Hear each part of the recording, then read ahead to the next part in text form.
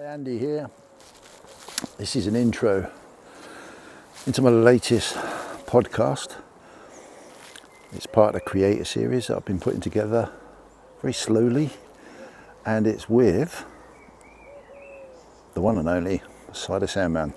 Now, Si, I met Si for the first time over in Berlin at the World Money Fair.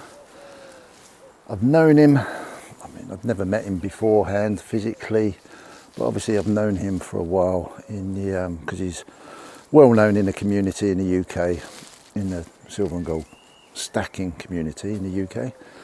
And we had a great time in Berlin. Had some really wonderful chats, and we finally, at last, managed to get a date and in a diary.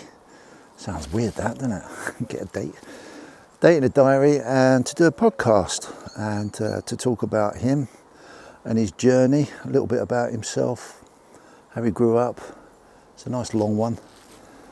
It might be one of the longest podcasts I've done, but yeah, really cool, really interesting, loved it.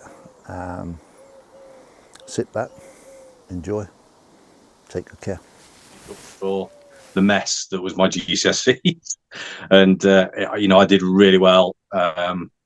Came out with a first in that as well, so it was the highest grade in business finance. So what was the attraction to was it business finance, did you say? Yeah. What was that attraction at that age? That's a very good question. I think it wasn't really the finance side of things. It was more or less the marketing, because I think when I was at college, I really wanted to be a graphic designer. She spent her whole life in and around people with severe learning difficulties. Never forget her coming home black and blue, bruised, black eyes, bruises on her arms. She was dealing with the most. But so I then fell in love with a woman in Leicestershire. Nice. And I literally, with Kerry Foods, I literally said, right, I'm in love, I'm leaving, goodbye. Oh, really? Unique job. But this, literally, I was just bringing in millions and selling Walls ice creams, Soleros, Twisters, Walls Magnums. I was just selling them. And just to the point, I was coming home and people were ringing me on my phone. Sales never stopped me. I would go out and see 30 to 40 customers a day, traveling to them in person. But my phone would be ringing in between visits of these 30 and 40 people. I would get home, the phone would be ringing, people wanting orders. My life was consumed by people. I had an interest in something. Okay. That I was told was going to be big in the future. Sure. But I was never I never earned enough to save. Okay. Or to invest. Okay. And I was really good with my money. Yeah. Diverted me in. I was in a Concorde coming into land in New York. How cool. Right? How cool. And he said, hey, man. That's how I used to talk. Hey, man. We got this server on TeamSpeak. You got to come and join us, dude. Basically, he says, yeah, it's too volatile. You've seen what it does. If the Chinese feel like they want to do a sell-off, then it goes down like crazy. And I'm like, okay. So I never told him. I said that I'd cashed out in Ethereum, but I put everything into Bitcoin. So I had the equivalent of 3 full Bitcoins.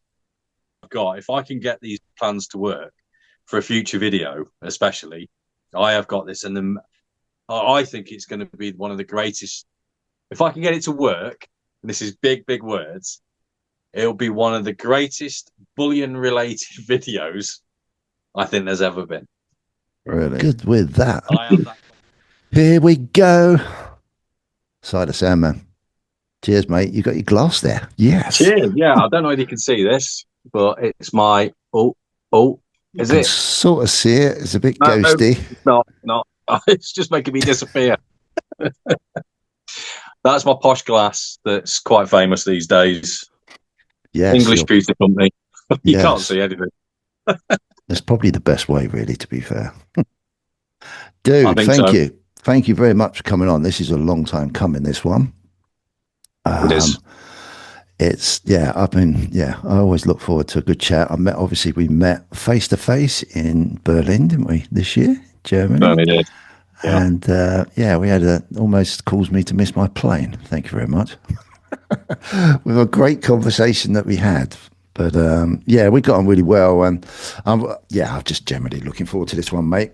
So to kick things off, obviously I know you and quite a few people know you, but we don't really know you.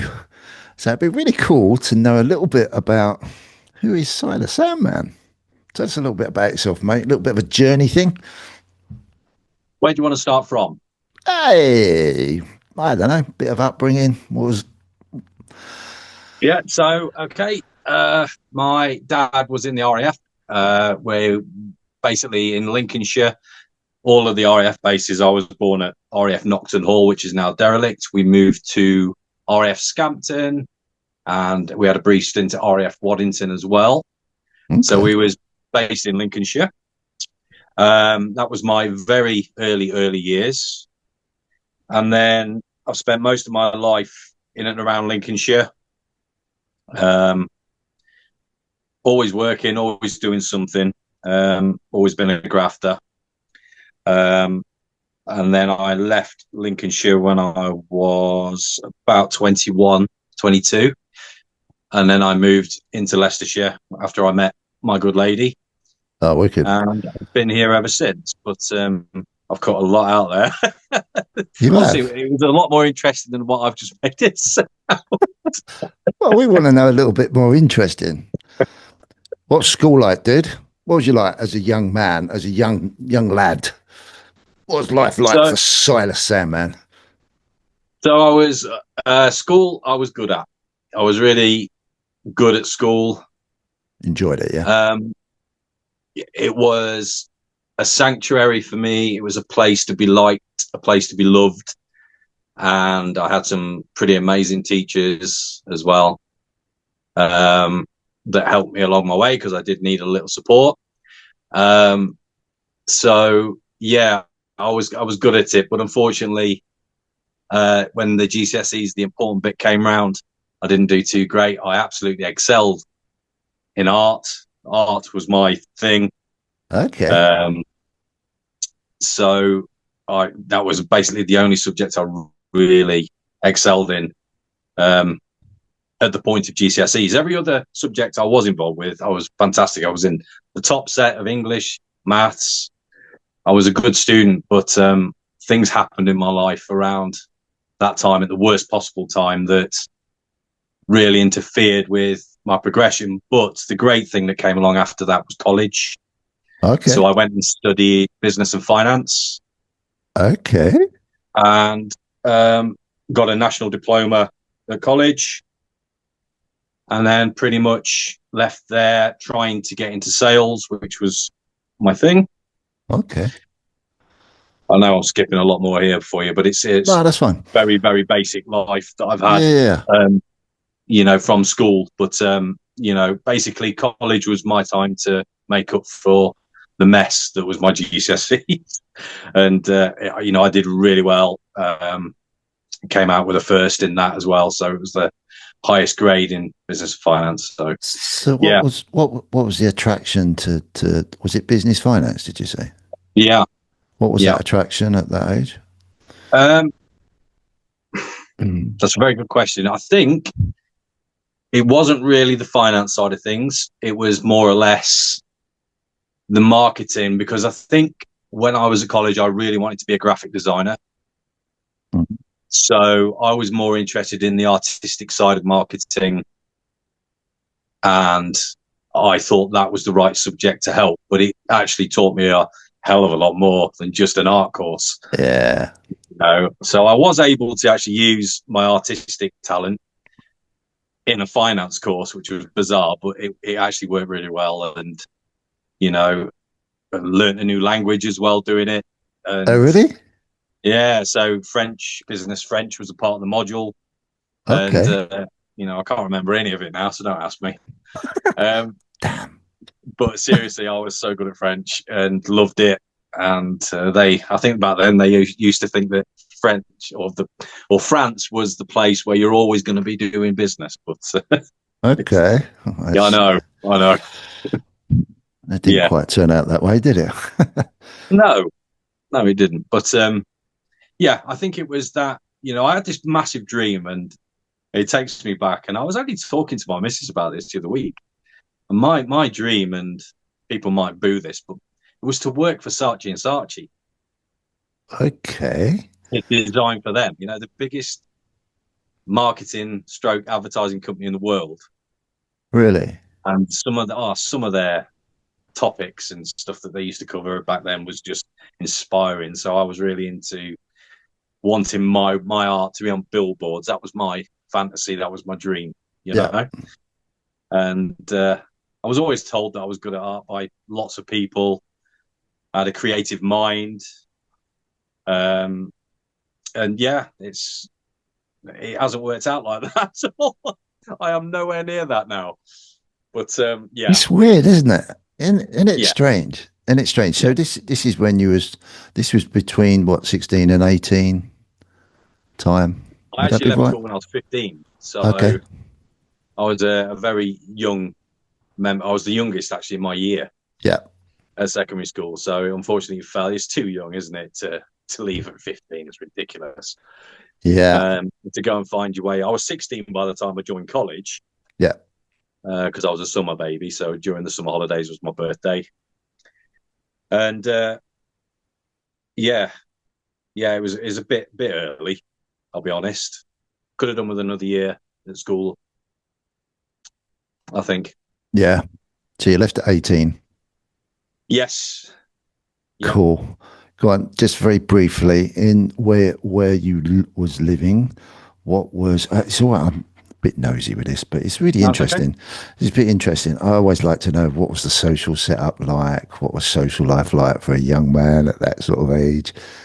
You know, was you Considering sociable? a yeah, considering a really difficult childhood, Yeah, I had the best a child could have. So I was living in a rural village in the countryside of Lincolnshire.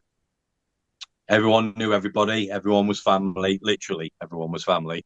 yeah, It was crazy how many distant cousins I had all living by me. But I had the best friends, and what's best described as us being. I mean, we were best friends from the age of 3 years old, and we're still in contact with each other now. You oh, know, wicked. and we were like the Goonies. So we had open fields, we had trees to climb, dens to make. It was magical, Yeah, you know. Maybe that's a bit of the psychosis with the creativity kind of thing. I So was we just always used to thinking make that. our own fun. But like we had as kids, we all had that opportunity to escape should we ever need it, Yeah, and it was amazing. And so when we got a bit older and we were getting to 16 or 17, we had a local pub, which was one of my first jobs. It's a very popular restaurant, still owned by the same people. wow. And it's doing very, very well, always has done well. And it's, I wish I could name you that place because it is, as pub stroke restaurants go, it's amazing. Absolutely amazing. Um, So our social life was built around being in that pub, Yeah, stroke restaurant. So um, we had a massive playing field, and there used to be this tree. And every night at 6 o'clock, so we'd have school, have our dinner, go out for the night as kids. Everyone would meet under the old tree, oh really? a massive oak tree with the biggest, thickest stump. And that was always our meeting point before we all decided what we are going to do for the rest of the evening. You know, Well, it that's was cool. amazing, truly amazing. And it outweighed the bad stuff, but it was such an amazing thing. And all of my friends' parents were so welcoming. They'd invite you in, make you a coffee, make you a sandwich. It was just everyone was just so perfect Yep. and supportive and wonderful. And, you know, so I made it good, you Yeah. know, and so did my friends, really. They've just been amazing. That's cool. So it was a lot. There's just millions of stories I could tell you, Yeah. but, so yeah, that was my childhood, really. Oh, that's wicked though, isn't it? Because I always love this because obviously I observe when people start thinking back, you can see in their face their journey, and I love it. I love it, especially like if it brings a smile to the face when they're thinking about certain things that whatever. It's just like, yeah, yeah, baby, that's really cool, really Yeah. cool to do. So I think we can get a good idea of how your creativity mind was introduced into this world through all the different things that you experienced as a young lad, by the sounds of it. And that's that. Yeah, I can imagine being in that sort of environment with one of those, as a young lad, just with that crazy, you could just sit there and think about anything and create what you want.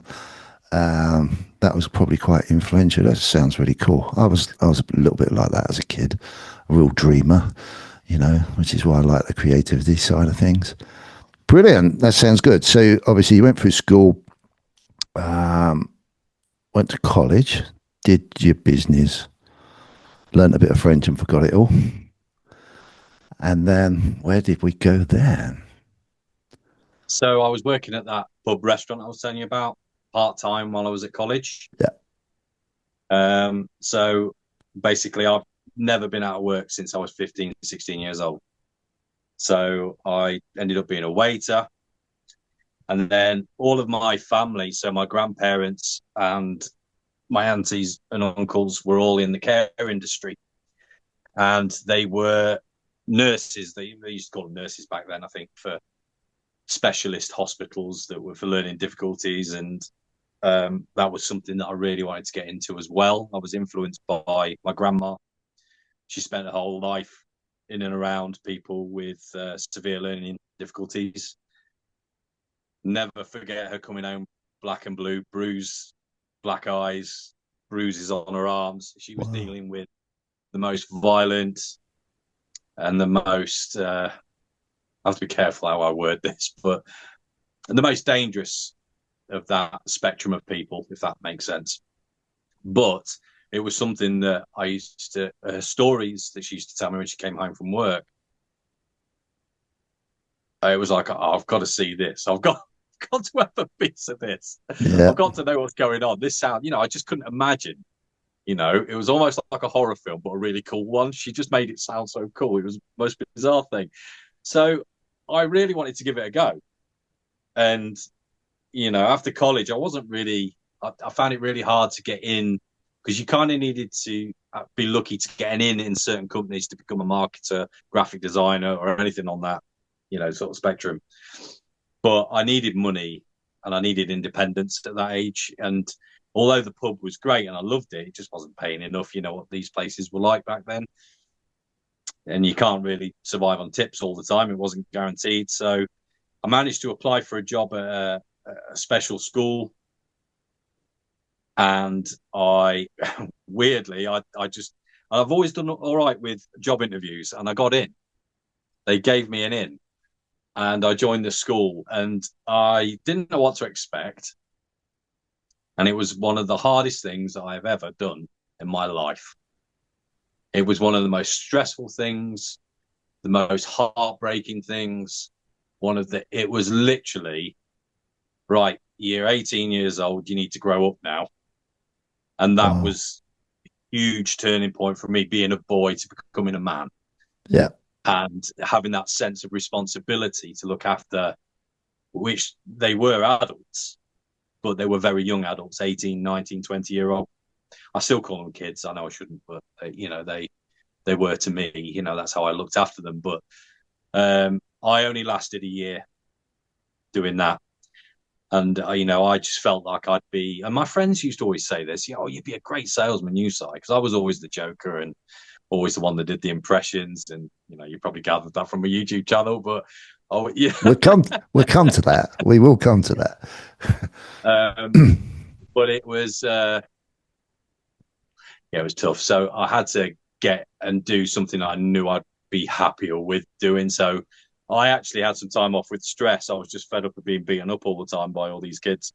They were seriously dangerous. Yeah. And a lot of us were getting hurt. Yeah. There's only so much you can do to Yeah. stop getting hurt. Yeah. So it wasn't for me. The anxiety just crippled me. And I don't suffer from anxiety. Then I did. It was terrifying. It was like, I'll tell you what it was like. It was like when Jodie Foster in Silence of the Lambs walks down and sees Hannibal Lecter for the first time behind bars. There was this one kid, and she was a girl, and she was a very young girl, actually. She was only 14, but she was a biter, and she was segregated from the entire group of other kids. She wasn't allowed anywhere near them.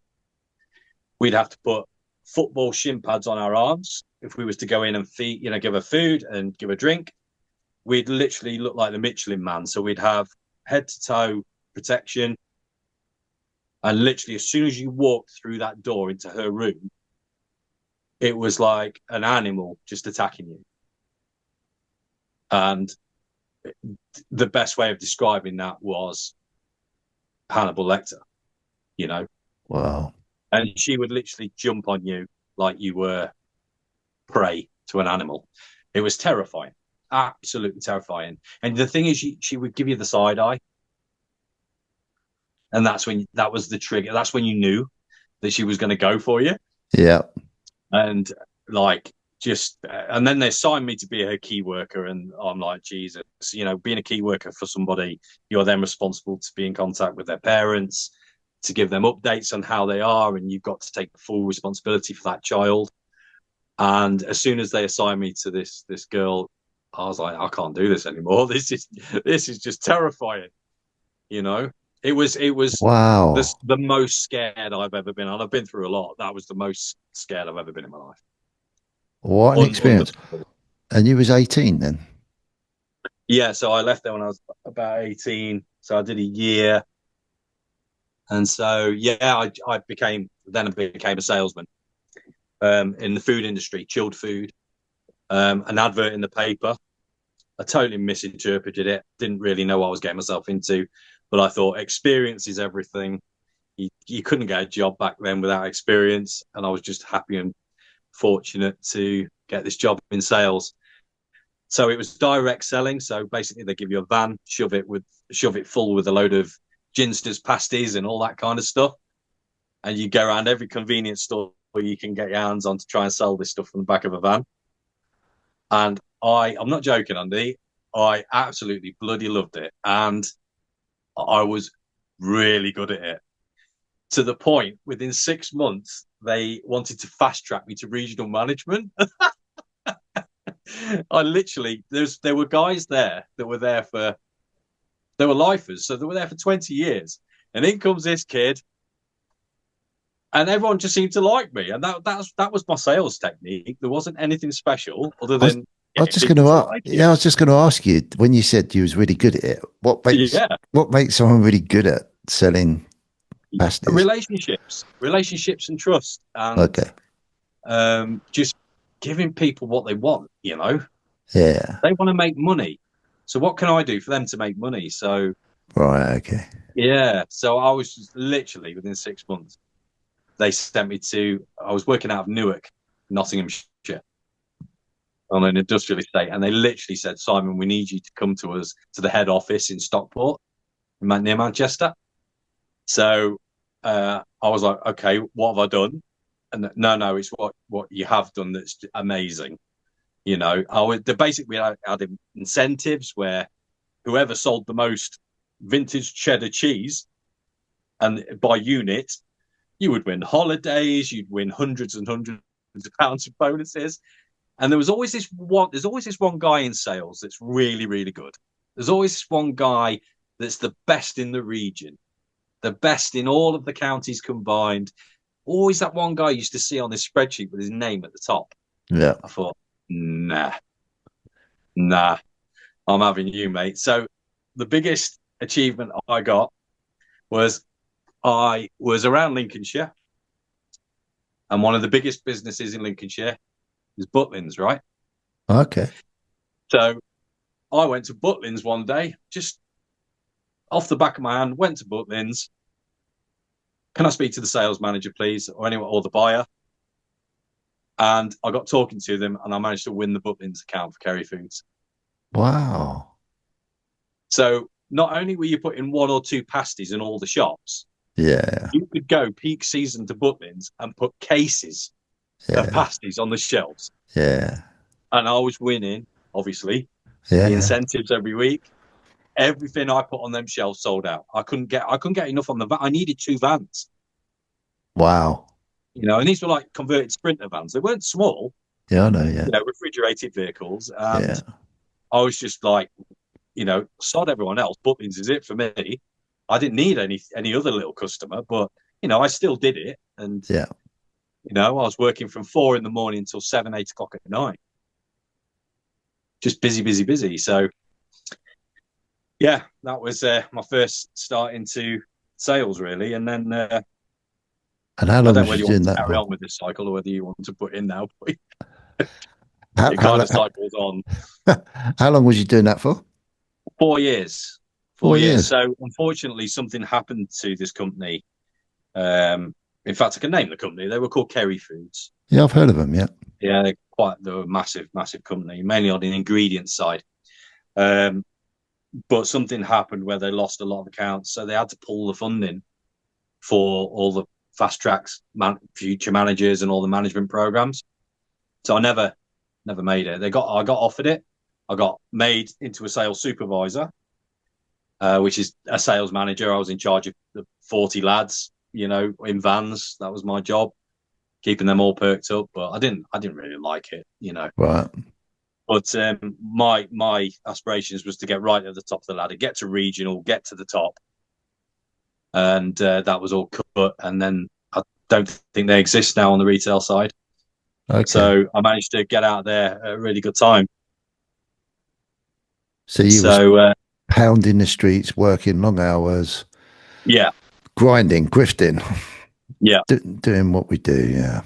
yeah, At an early age, and probably learning a lot yeah, as well about people and bits and pieces. I would imagine in that sort of environment, you get to learn a lot about different personalities, not only from your work colleagues, but your customers and dealing with the public and bits and pieces. So that's a nice grounding to have from an early age, isn't it? yeah, In yeah. I was very in a lucky. way, yeah, Yeah, but it really teaches you how to speak to people properly. yeah. And there's a lot of things you pick up from a direct sales. There's nothing better than direct sales if you're going to be a salesperson. Go and Okay, meet people in person. Don't do it over the phone. That's not selling. That's just irritating people. You know. But yeah, so I then fell in love with a woman in Leicestershire, nice. and I literally, with Kerry Foods, I literally said, right, I'm in love. I'm leaving. Goodbye. Oh, really? And I just dumped it and left because I was that confident and not cocky, but really confident that I could find any job I wanted in sales. Okay. And I was like, I got here and I thought I'm going to have a week or two off, because I'm not joking. All them hours that I used to do at Kerry Foods made me proper poorly. I was grey, I was skinny, just totally overworked. Yeah. You know, so managed to meet my partner, and that was in 2002. I came here, and we'd been speaking on the phone for like 6 months before we met. This is when the internet was quite new, and we used MSN Messenger to talk to each other and flirt with each other. And Nice. because my social life, I didn't have one obviously with that job, so my social life was using a computer. Okay. I didn't have time to go out. I couldn't really drink because I was driving at 4 o'clock in the morning up and down the country. But yeah, Well, I just dumped everything. yeah, that's quite interesting because you're like still in your early 20s, I presume, at this point. Yeah, Yeah, yeah, so yeah, you went headstrong into work. yeah, For for going your so yeah, it's quite it's unusual to hear that. So yeah, that's really cool. Really cool. yeah. But So, I was poorly. Like I think it was a mental thing. I wasn't depressed, or I've never actually been depressed. I don't think, but I think that work took its toll. You know, yeah, I wasn't not eating either. I was eating normally, drinking, but my weight just fell off. I was like, I think I was something like 8.5 stone, something like that. bloody hell. And I came here, and literally the woman that I met and who I'm still with to this day, she saved my life. Really, I think she turned me around, fattened me up, and I said to Wicked. her, "Look, I know I'm here." She said, "Do you want to come and live with me?" I said, "Absolutely, yeah." It was amazing, amazing. So I came to live with her. I said, "I really need to find a job now." So I literally went down to the first car sales place because I knew that if I do car sales, I was going to kill it. It's probably the easiest job you can do in sales if you know how to sell. Okay. And literally, I took a car sales job for this place, and they were one of those ones that were guaranteed finance, no matter your background. Okay. Yeah. So you could do well at that job then. What did I do well? Yeah, I'm sure. It was cash in hand at the end of the week. Yeah, We did pay tax, but like it was literally they would give yeah, you cash yeah. and commission, and I was just nailing it and selling cars left, right, and centre. It was just funny. And then they gave me my own branch in about 3 months after joining.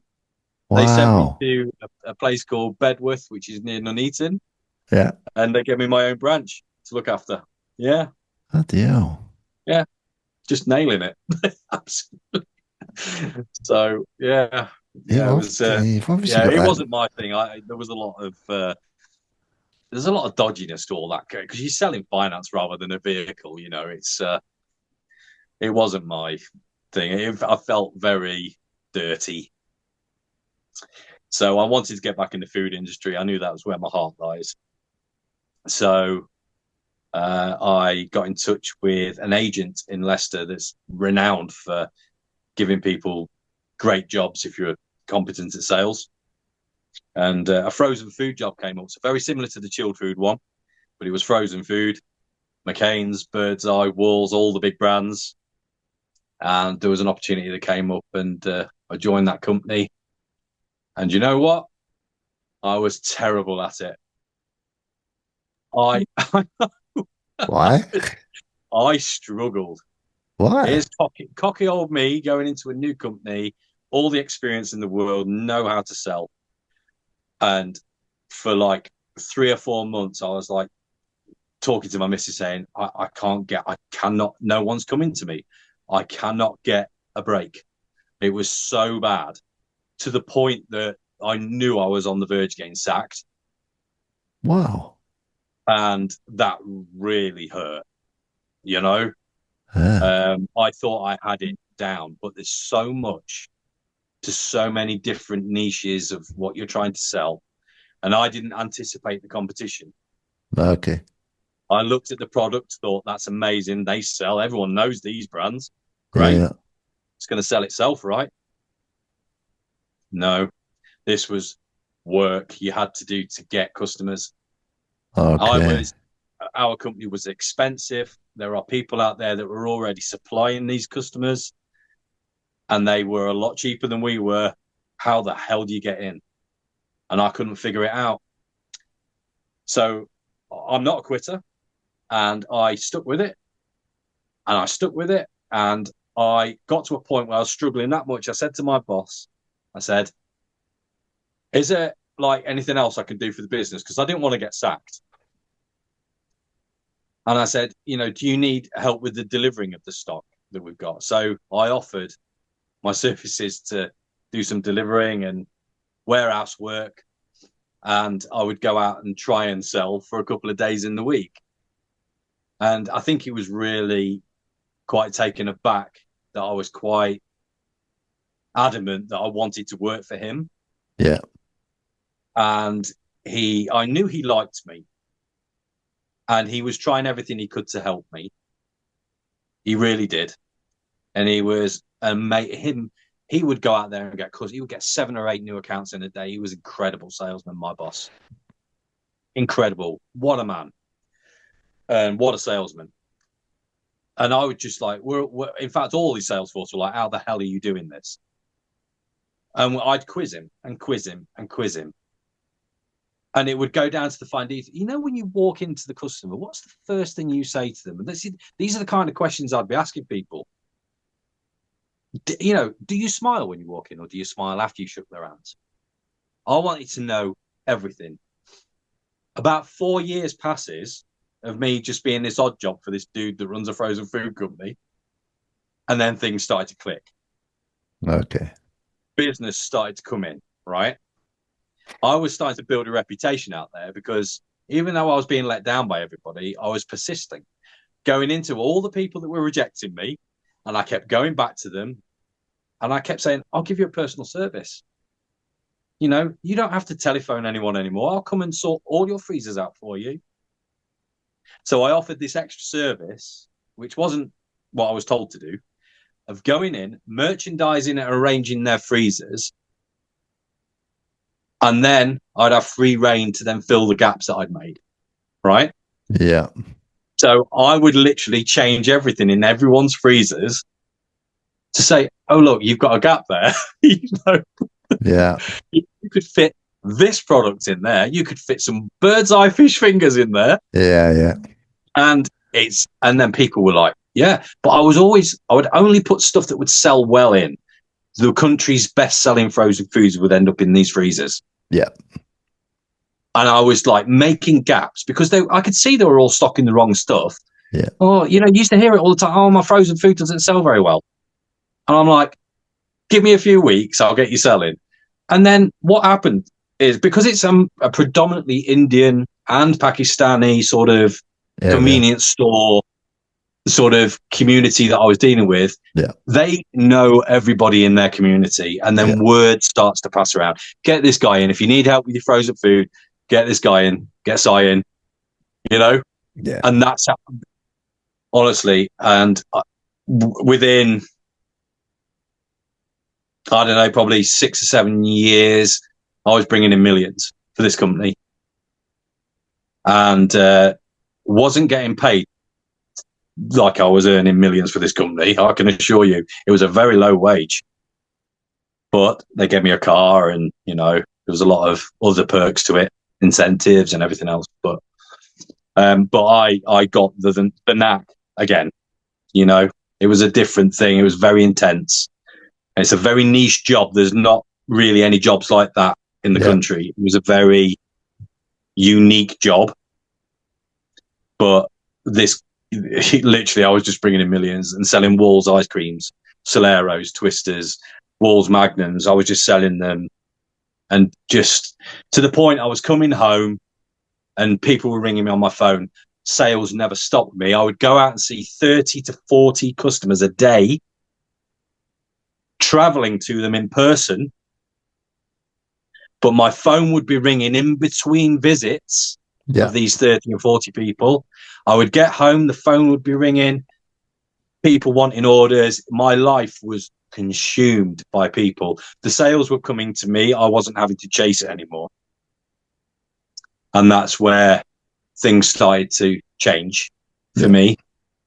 That thrill of the chase, and that just, I don't know what, it was a lack of something that started to happen. It was too easy in the end. I've gone through hell, but it became too easy and all consuming. I was being underpaid, undervalued. My boss really loved me. I'm not surprised because he really did underpay me, but we are in contact now as friends. And don't get me wrong, he's got a very nice life now. He's retired now. He's got a very nice life. He thanks me for that. He thanks me for his Porsche that he's driving around in at nearly 70 years old. He's it's nice, but mate, where were you when I really needed you? You know, you should have valued me more. And he knows. And we meet up once every 5 or 6 months for a meal. He'll always buy the meal. He'll always insist on buying the meal. And we'd always go to a Michelin-starred restaurant, and we'd always, you know, he really feels like he cocked up with me. Yeah. And I forgive him. I do, but my missus doesn't, because she knew what it took, what it took out of me. Yeah, exactly. And, she's got it right. She's such an important person to me. She's such a confidant. Um, he undervalued you for so long. Why do you even go for a meal with him? But it's like, there was something about him that was fatherly. I kind of loved the guy. Yeah. Makes He sense. left me alone to do my job. He was never bad to me. He would just leave me alone. I was my own manager. I was my own boss for years. 17 years I ended up staying at that company. Bloody hell. Yeah. So what dates are we talking about? Oh, God, I'm crap with dates. So have we got where was So you up until around the 2007 2008? Because that was when we had the just globe. before COVID. No, 2007 2008 time. Was you there? Well, yeah, I was there. Yeah. So that would have So been during the I financial do what I crash. do. Sorry, say again. That was when the big financial crash was coming up, wasn't it, into Yeah. God, 2008? yeah. Yeah. The one that we've never recovered from. Yeah, Yeah. exactly. That one. Yeah. Yeah. Yeah. Yeah. And how was Yeah. that in reflection, working in sales? And did you notice that as an issue when you was in that sort of work? Yeah. Instantly, our products were aimed at a specific type of person. This wasn't Waitrose. This was cheap stuff, price marked goods that Okay. were best selling in. Um, I'm trying to be careful with my words. Council estates, um, the lower end of the income scale, Yeah. Yeah. if you know what I mean. I'm Yeah. trying to be Yeah. polite. No. No. Um, No. that was my target, you know. So everything was cheap. Pizzas. We were selling pizzas 99 pence, Bloody hell. and these were like San Marco pizzas. These weren't like non-branded, cheap, no frills stuff. These were actually branded stuff, Goodfellas pizzas for £1.25. Do you get any extra money for name branding and name shouting? I don't get any money at all, dude. Cheers to Goodfellas, great pizzas. Chicago Town, that was another one, wasn't it? It was, Micro yeah. pizza things, they're still very popular, aren't they? But yeah, that was so. People were looking for cheap food, so Okay. the local convenience stores really did themselves good in that specific moment. The supermarket struggled, Yeah. as did most people in their lives. But things like that really helped me. Interesting. More and more people started using the convenience stores. So you was there grinding away for 17 years, Yeah, basically making someone else the beneficial of your work. yeah, That's so much so in that sort of business, isn't it? It's just, yeah, I'm yeah, glad. Yeah, it's weird. It's a weird one how it works. Did you ever during that time ever think to yourself, hey, what's going on here? I'm working my nuts off yeah, and someone else is reaping the benefit. Did you ever get itchy feet and think, oh, sod this? Or, yeah. So it was at the point a year before I left there, I saw his two sons. His two sons used to work there. Oh God, I hope they don't see this. But they were shit at what they did. Excuse my French. They were. One of them was a salesman. One of them was in the warehouse. Hated working. They were just awful to work with.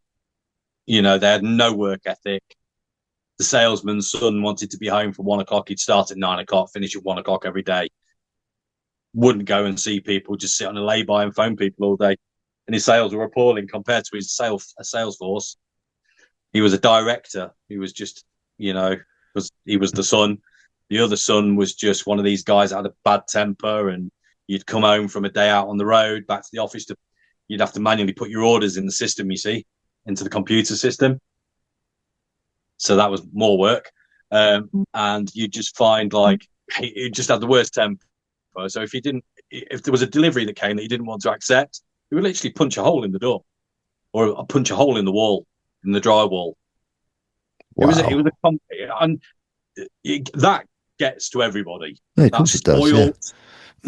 spoiled, dragging everyone else down. Just awful, awful, awful people they are. In fact, I do hope they see this because they were just terrible. They let their dad down badly. And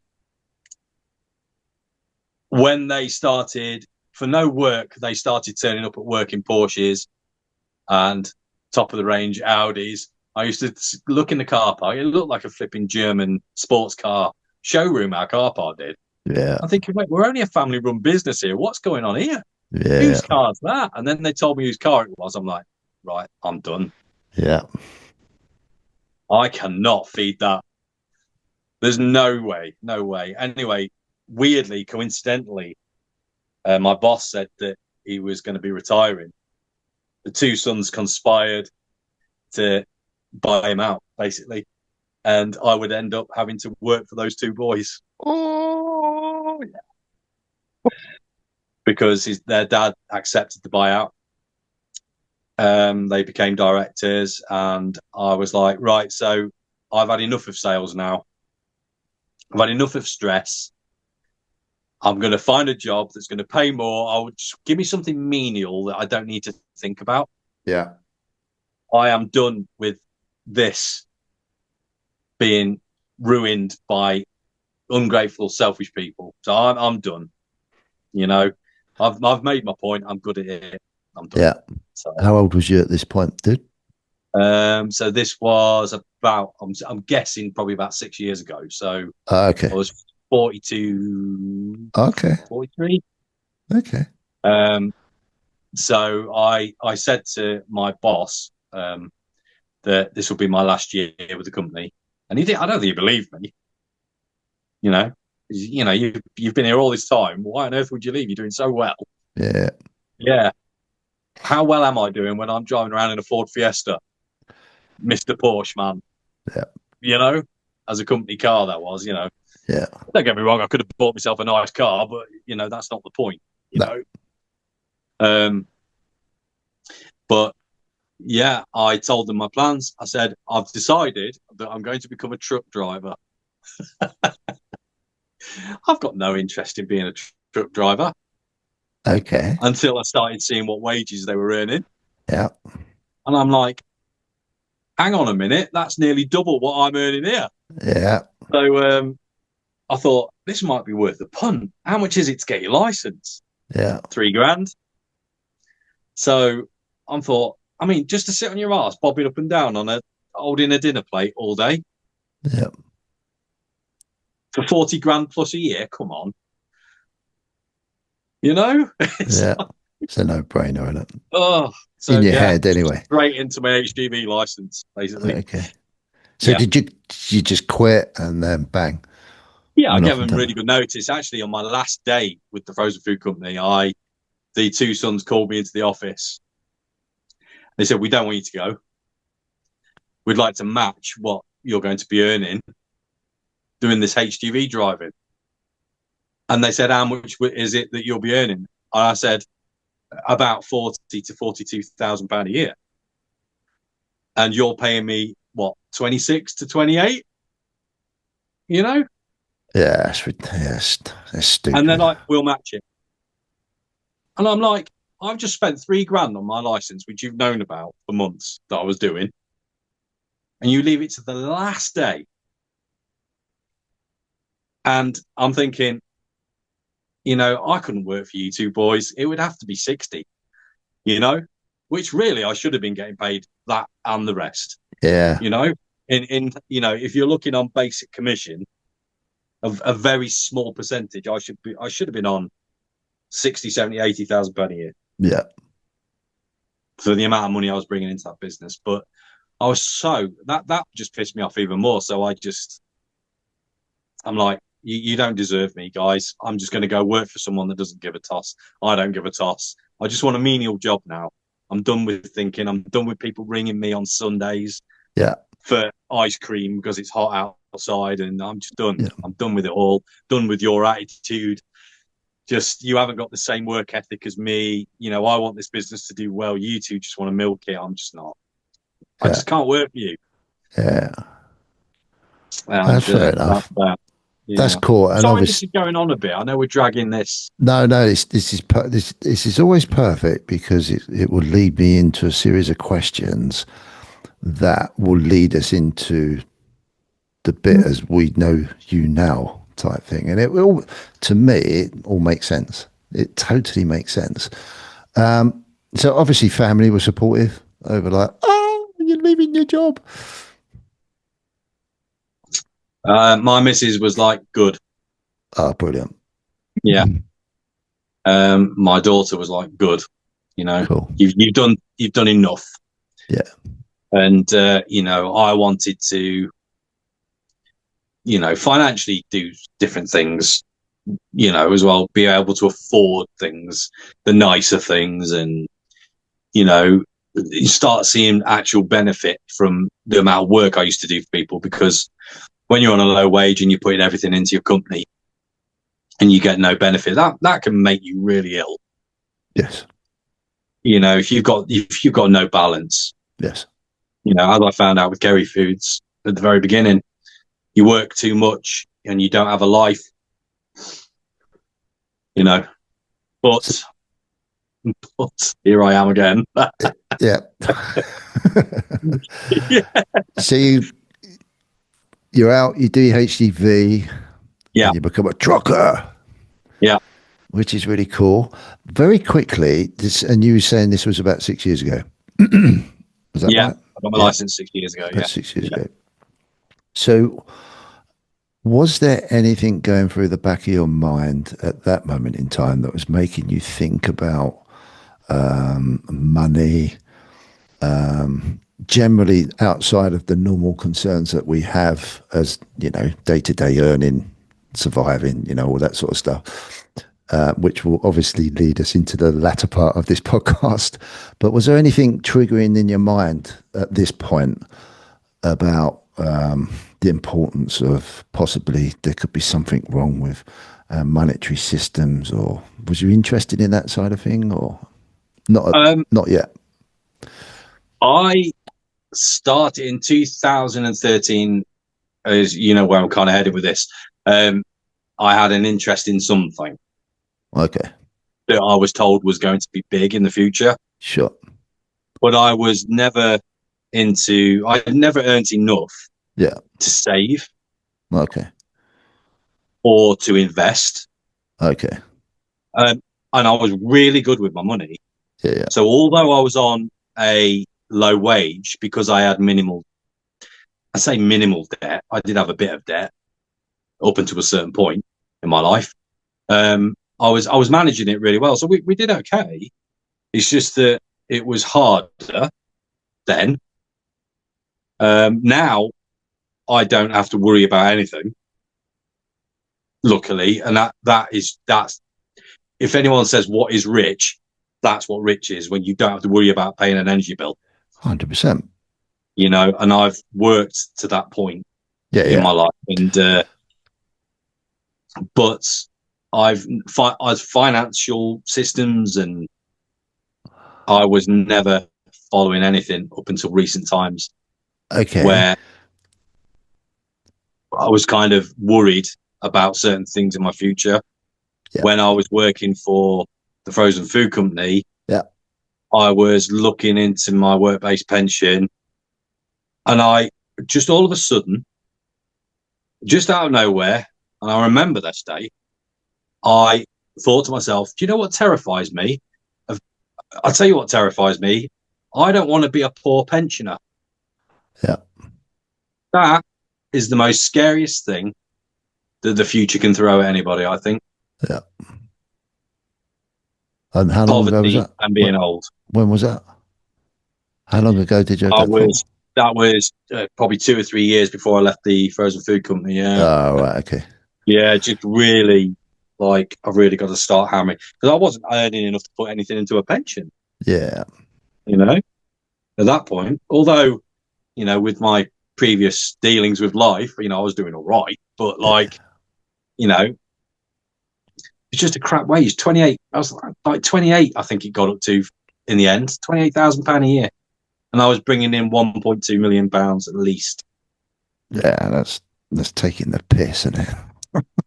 They're putting it bluntly. That's why they're rich and I'm not.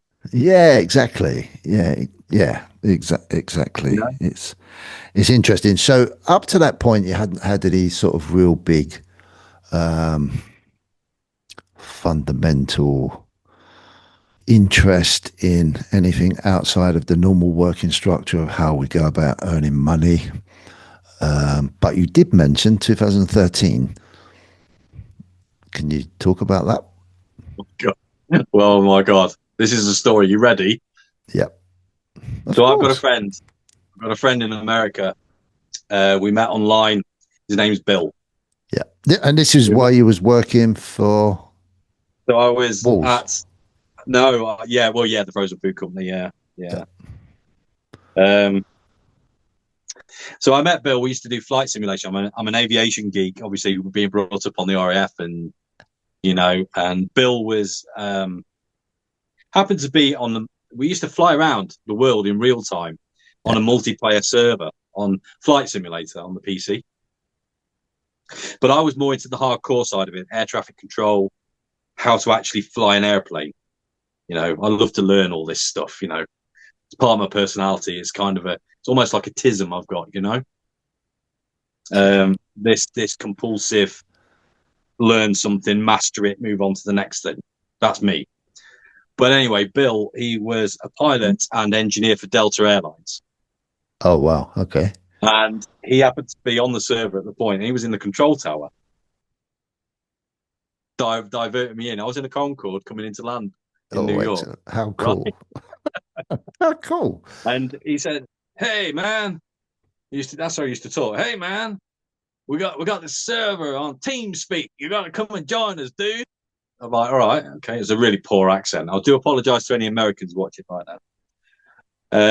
And I was like, "Oh, this dude sounds all right, actually." And we just struck up a friendship. And he said, "Yeah, he's got a certain class of license where he can fly Boeing type aircraft, 737s mainly." Um, and I said, "Would you be able to teach me to fly an aircraft?" And he taught me from basically they call it cold and dark, from a cold and dark cockpit to turning everything on to flying it to any destination in the world. And he Okay. taught me how to fly an aircraft, a real. When I say real, it was Boeing approved software that we used. Okay. Um, and yeah, he taught me how to fly. Like literally, I can fly a Boeing 737 to a degree right now. Yeah, he was amazing. What a great guy. So we used to do a lot of TeamSpeak. That was the thing, rather than Discord and all that we use now. TeamSpeak was the protocol that we used to speak to each other on, share pictures, type now and again. And then TeamViewer was remote access into your computer. So he was so technically minded, being an engineer of aircrafts, that sometimes I would have problems installing certain software into my simulator. And he said, "Right, open up TeamViewer." And he'd literally take control of my computer from where he was in Atlanta. He was based in Atlanta at that time. And one day, he just randomly said, "Hey, Si, heard this great thing, dude." I was like, "Okay, that sounded a bit Australian then. I do apologize." He says, "Right, open up TeamViewer." So go ahead, let him into my computer. And he started downloading this program. And what could be described as, it looked like a virus that he was downloading. I was like, "Dude, what are you doing? What are you downloading?" He goes, "Trust me, dude. Do you trust me?" I'm like, "Yeah, but what are you downloading onto my computer?" He goes, "Dude, have you ever heard of Bitcoin?" Like, no, no. In fact, no. I tell a lie. I remember this. I said, "I do. I remember something on the news about people losing money." He goes, "No, dude, it's going to be big. It's going to be big. It's going to be huge. So we're going to put this program on your computer, and you're going to basically mine for Bitcoin. But you're not going to be mining Bitcoin. You're going to be mining a thing called Litecoin, because Bitcoin's too hard to mine." Yep. Right? I didn't know what the hell he was talking about, Andy. Literally, I was just like, I trust this guy in my life. So it's like, just do your thing, man. So what do I have to do? He goes, when you're ready, press start on this thing. And then he said, what it's going to do is going to draw power from your graphics card. So keep it on. It's going to cost you about £5 a month in electricity. Keep it on and just let it do its thing. And what it's doing, it's taking all the transactions from around the world, it's sorting them all out and putting them into a blockchain, right? What you're talking about? What's a blockchain? What? No, you're going to create the blocks to put in a blockchain. That's what this program is going to do. I'm like, I've no idea what you're talking about. I just do it, man. He goes, dude, you're going to earn some money. And I'm like, okay, but can I use my computer whilst that's doing its thing? Oh, no, you can't game with it. You can't do anything. It's using your graphics card. So I'm like, so I've got to not use my computer and just let it do its thing for the sake of money. He's like, yeah, that's it. So I'm like, okay. So years went by of me turning it on and off. And what happened was you'll see all these numbers. And I think they're called hashes or something like that was going on. That's correct, yeah. And it would basically, you could see like, because you would get paid in fractions of Litecoin. Yeah. It wasn't money you were getting paid in. So you would literally just start building up a part of the coin that you were mining fractionally. Yeah, yeah. So it was building up, and Litecoin, that, I don't even think it's doing very well now. Still around. Yeah, it is. So it was just doing its thing for years and years and years. And Bill took it to the next level, though. Bill is one of these guys that is all in if he's in. He's got all the money. He's well off. He converted his entire garage, and you know how big they are in places like Florida. American homes are a lot bigger than our garages. Yeah.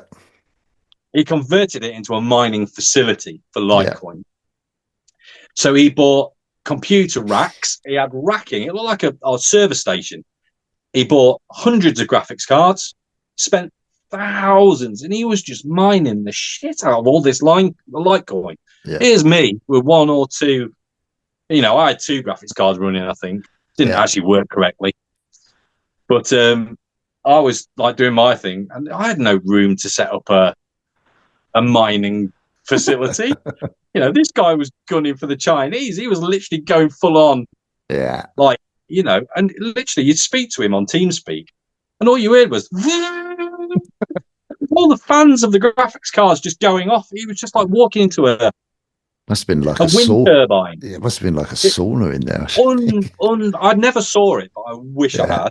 Yeah.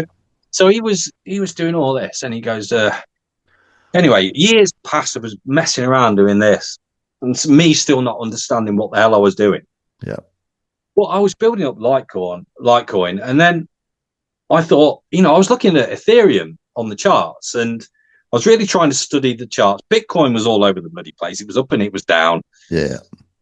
And Ethereum was the same, to be fair. It was basically following what Bitcoin was doing pretty much. Yeah. Always second best, wasn't it? So it still is. And I thought, I'm going to convert the Litecoin I've got into Ethereum. Okay. And I told Bill I was doing this, and he was like, actually, that's not a bad idea. So everything went into this online wallet. So all this stuff, or fractions of a coin that we mined, went into an online wallet called Jax. I want to say Jax. I can't remember the name of it.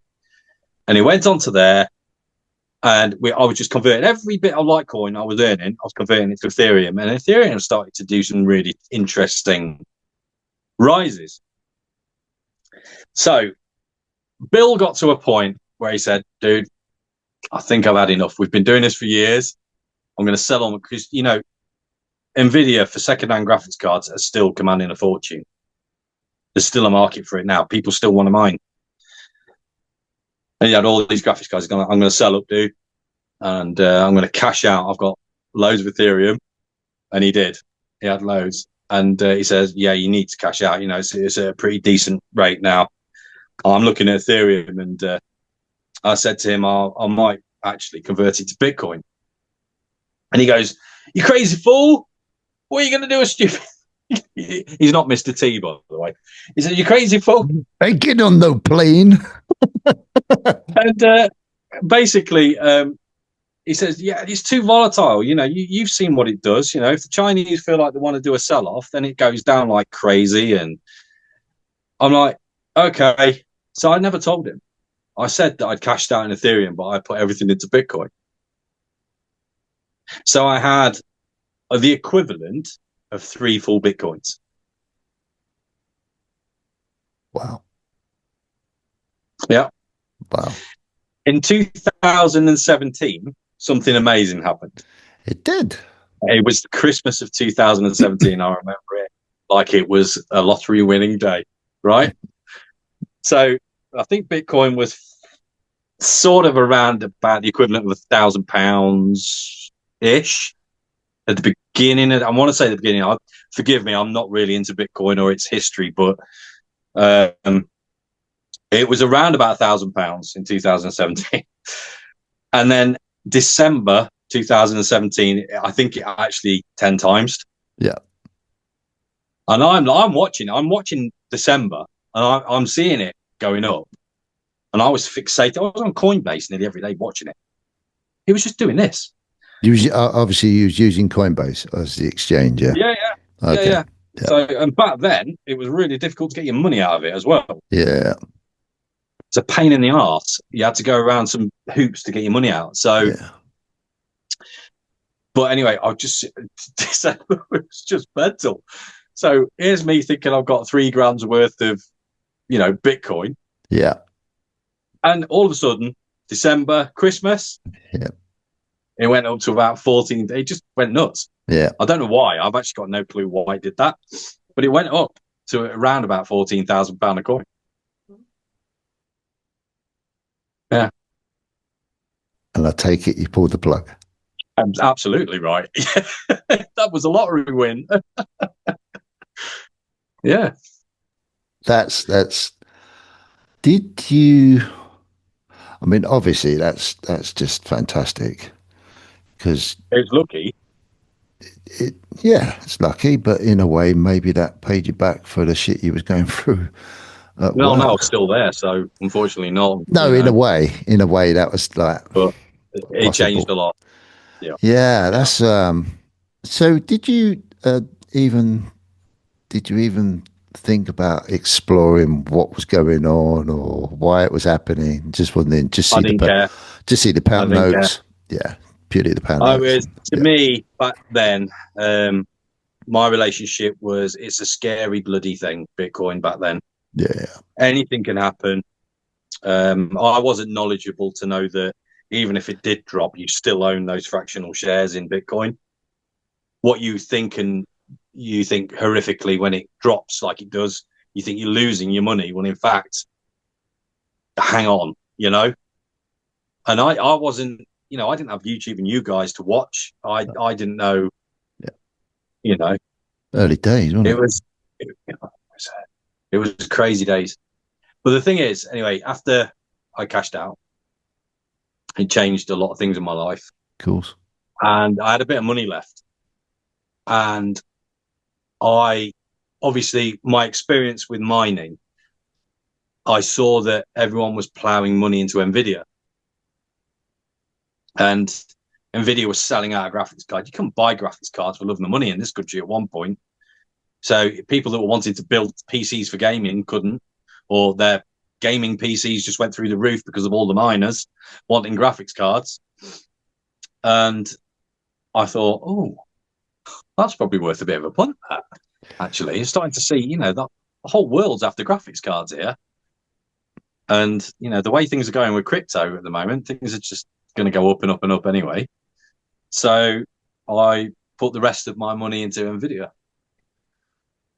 Oh, that was a bad move, wasn't it? What a crazy bad move that was. And that was on a hunch. That was on a hunch, and I don't, That's condone that to anybody to do that. That was no research, just a hunch. Okay. And yeah, Nice. yeah, Nice one. yeah. Oh, what? Thank you. That's a great story. And Could I? I'm not a lucky man. I'm not one of those lucky dudes that fall on, I'm not. But I got lucky there because of who I knew, Yeah, you know, yeah, it's not a bad thing though. all because of Bill. God bless Bill. I always drink to Bill when we talk about Bill. So cheers, Bill, if you're watching. Yeah, yeah. The universe acts in strange ways. Did Yeah. I think that's for sure? So, What a pal. what a great story that is. Yeah. Do you wish you kept one Bitcoin? Yeah. Yeah, Yeah. I do. yeah. But honestly, Andy, it was so volatile. Oh, And absolutely. I mean, it's a stupid we know a lot question. more now. It's a stupid question because it's lots of hindsight, isn't it? But it's a great question. A great question. I had the opposite. Yeah. You In might have heard it. hindsight, I'm absolutely, yeah, I, absolutely gutted where it is right now. yeah, Absolutely gutted. I hate it.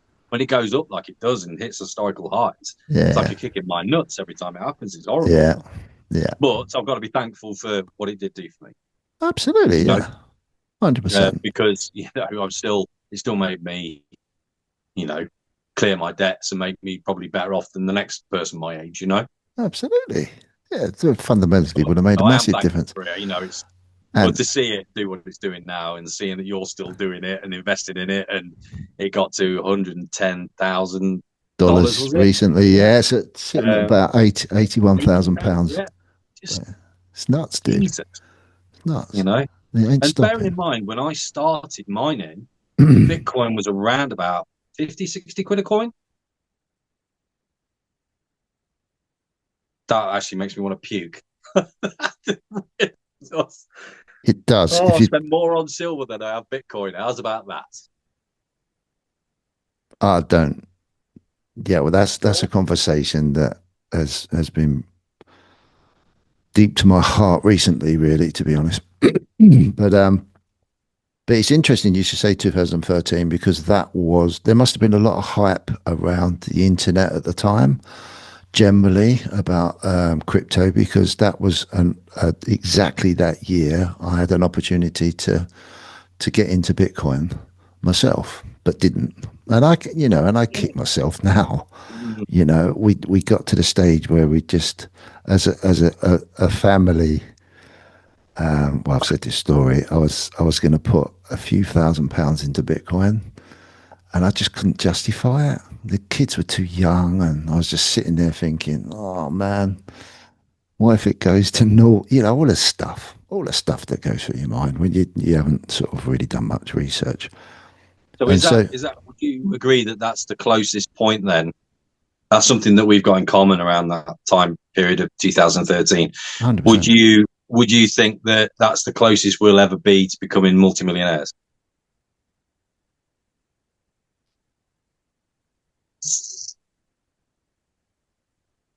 That's a difficult one for me to answer without giving. I know. Um, okay, forget that bit then. For me, I'm basically speaking for myself here. If I'd have bought a few of those, Yeah, I wouldn't be here. I'd be on my little island. yeah, yeah, yes, Oh, yes. Okay, let me answer this a bit clearer. yeah, I think as I've been doing some blogs recently on the podcast, trying to sort of simplify things. But I genuinely believe now that we. It's a difficult one, mate, because I don't think anyone's missing the opportunity to become a multimillionaire. yeah, The the issue is the denomination of the money and what yeah, it will be truly worth. If potentially what Bitcoin can do, what gold can do, to be fair, at the same rate, under the set of circumstances that allows it to be that thing. Yeah, yeah, it's what is that true value going to be, and what sort of yes, situation are we in? So maybe if you asked, I suppose what I'm trying to say is, if you ask someone in Zimbabwe, do you ever think you'll be a multimillionaire? Well, yeah, they could have a few notes now, million Zimbabwe dollars, but they're worth absolutely nothing. See, I remember just thinking, shall I just buy some? And money was a bit tight back then. Yeah, exactly. I was same. And it was a gamble, which I'm not a gambler. I'm No, not, no. although I have obviously made some gambles, but I'm not. I'm not Yeah, interested I know in what you mean. gambling. Yeah, yeah. And if I had, yeah, it's kind of sickening to think It where I'd be is. today. I think. Yeah, but I still think if you take away the actual multimillionaire thing, I definitely think that as if you're sensible, then there's still a very good opportunity as a long term investment to improve your well being financially. I like where we are now, though, Andy. I like that Yeah, there's so much information out there now compared to what there was when I was doing my thing. yeah, Um, that makes me feel a lot happier about people investing their money into Bitcoin. yeah, As I was a big advocate up until I would say pretty much recently, I was like, don't do it. You yeah, just, you know, I'm from the, you're investing in thin air. There's nothing tangible camp. That's where I yeah, was. yeah, That's how I was when I was mining. It's like, this is nuts. I'm just earning money here. Just what the hell's going on? Uh, and I get it now. yeah. I do, and I think there's so much people can do to research Bitcoin that and other coins that but Bitcoin, if I'm honest, it's Bitcoin or nothing. Crypto shouldn't be altcoins. It shouldn't. I No, think it just should be Bitcoin. yeah, If you're going to get into crypto, buy Bitcoin. yeah, Yeah, yeah. That's the closest you'll get to perfect sound money. yeah, If you're into your sound money idea and yeah. concept of life. But yeah, it's very interesting. It's now. I'm not going to dwell on it too much because I want to talk about you. But it is interesting now because it's got a lot of credibility now. Time has proved that it isn't going away. No, Nothing's guaranteed. We all know that. Even our own currency isn't guaranteed. yeah, So the nice thing about it is it's getting credibility and it's actually becoming a thing. And for me and my son, it's really cool to actually go through that process over the last 4 years and actually see what we actually believed in when we got in and to see that play out. And we both look at each other and go, yeah, it's working. You go, it's working, Dad, isn't it? And I said, yeah, it is, dude. It is actually working. So we don't take it for granted. We do lots of other things, bits and pieces. But it is nice to see something go through a process and it actually plays out to what it was meant to be when we first yeah, started to learn about it. And that's not to say we didn't think, oh my God, what we done, that was stuff. We actually, for once, did some work and put things down to a logical process that sort of kind of made sense. And it's playing out just like what you saw in Nvidia. People need yeah, graphics cards. yeah. And it Supply and happens that demand. Yeah. So I that think that was the salesman in me though. That's like yeah, you see an opportunity and that it was just that hunch. It just I'm not saying that every hunch would always work out the best, but that was just obvious. That was just like that was in your face obvious. That was why isn't everyone? I just couldn't understand why everyone wasn't doing it. yeah, Putting money into Nvidia. It's like, come on, yeah, this product is so in demand, you cannot get it. yeah, And every time that they make them, they're gone. yeah. When was the last time since iPhone did you ever see that? Oh yeah, yeah, exactly. You know, it was just amazing. And now we're in the AI era, and it's just gone like this, gone to the dude. moon. Yeah, dude, it's. I need to move on, but Yeah, it's very exciting. I think it's a very exciting time. It's also a very worrying time as well because the yeah, implications of everything. But it's yeah. damn exciting, and there's the innovation, the disruptive innovation phase that we're going through in our time of life is incredible, absolutely incredible. What I And will drink to though is that I don't have to be scared about being a poor pensioner. good for you, man. You know, Good for you. just And to cheers, Bill, and cheers to the hunch that I had with graphic cards. There you go. 100%. Yeah, well, there you go. Dude, so that was a great side story to go through because Mm. it's yeah, So it's I've fascinating. just to clarify, I've never bought Bitcoin in my life or any crypto. Yeah, Never. but you did the mining, which is quite an Yeah, important part of it because that's that proof of work mechanism, which is the pure fundamentals of most of that sort of decentralized type of technology. Really, yeah, it gives it credibility because you're not just making it up. You know, right. just creating it out of nothing and then flogging it to some people and then pulling the plug and making loads of money. But Yeah, that's another story. Anyway, so let's get back. So you got into truck driving. yeah. Dude, do you mind if we have a quick wee break? Let's do it. I'll I'm just going on my own though. You're not coming with me.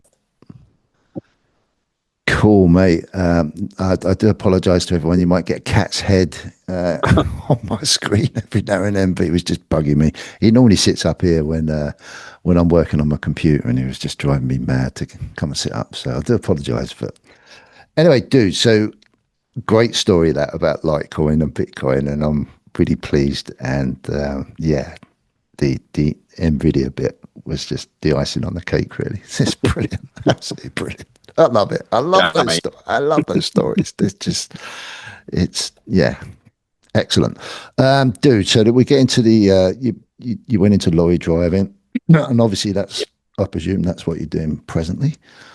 Yeah, yeah, Okay, do you enjoy that yeah. transition? I don't really see myself as a trucker, if I'm honest. Um, I've got no affinity to truck drivers. I've got no, you know, I enjoy my work. I do it, and the boss thinks I do a good job, and I get paid well for it. That's that. There's nothing I'm gonna say that'll wax lyrical about being a truck driver. Yes, it's one of those industries that obviously it's very dear to you as well. That's a very much needed industry, and I think if you get yourselves involved into something that's needed, you will always be okay. But Yeah, yeah, it can have its moments. It's long hours. I'm all, you know, I can be away from home. I'm away from my family, of course. But like I say, it's helped me achieve things that I couldn't achieve before. So yeah. So that's really financially, cool. So that's yeah, really cool, isn't it? That's really cool yeah. to I'm just doing get it for the money. There's no yeah, other. rhyme or reason. Yeah, Yeah, that's yeah. I'm wicked. not your typical trucker. You know, I'm That's not really one of. cool. You know, I just get in the truck and drive. Where are you sending me? Where am I going? You know, Nice, it isn't just a nice job; point. it's a lifestyle. That's very true. Yeah, it is. Okay, mate. So that's a great. So that leads me to how did you get yourself into this world of silver and gold, which is what you're known for, obviously online, and how did that journey? I mean, I'm only sort of summarizing. How did that journey then lead you into be creating something with some other YouTube creators in the social media side of things, and how did that part of that journey then become Side of Sandman that I absolutely love on YouTube? How did Thank all you. that come out? How did all that come out? What was that So journey, dude? I have. a investment portfolio like Yeah, you do, portfolio. and gold and silver is right at the bottom of priorities. Really, I know it sounds a bit shocking. Me doing what I do in the community. Um, so obviously traveling the breadth and width of the country and up and down, left and right. I'm go on. Yes. Sorry, sorry, Duke. Can you just talk up a little bit because you seem like your volume's fading Yep. away a bit. Hello, you hear me all right? Yes. Yeah, you sure? Yeah, that's better. Yeah. Yeah, okay. Yeah. So yeah, traveling around the country, I remember seeing a sign on the side of the motorway, and it was by from bullion by post, and it was a like a I don't know whether it was like a trailer of a truck in a field with investing gold and silver, and I kept passing this all the time, and I'm like, what's the point? I don't get it. Like, why? What is it? Well, gold and silver bullion. Why? Why? Just Hmm. genuinely curious.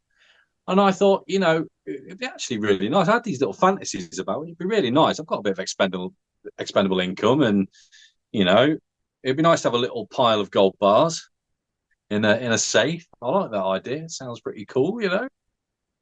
Yeah. So straight onto Google when I got home. Just one night I thought, oh yeah, bullion by post. What are they all about?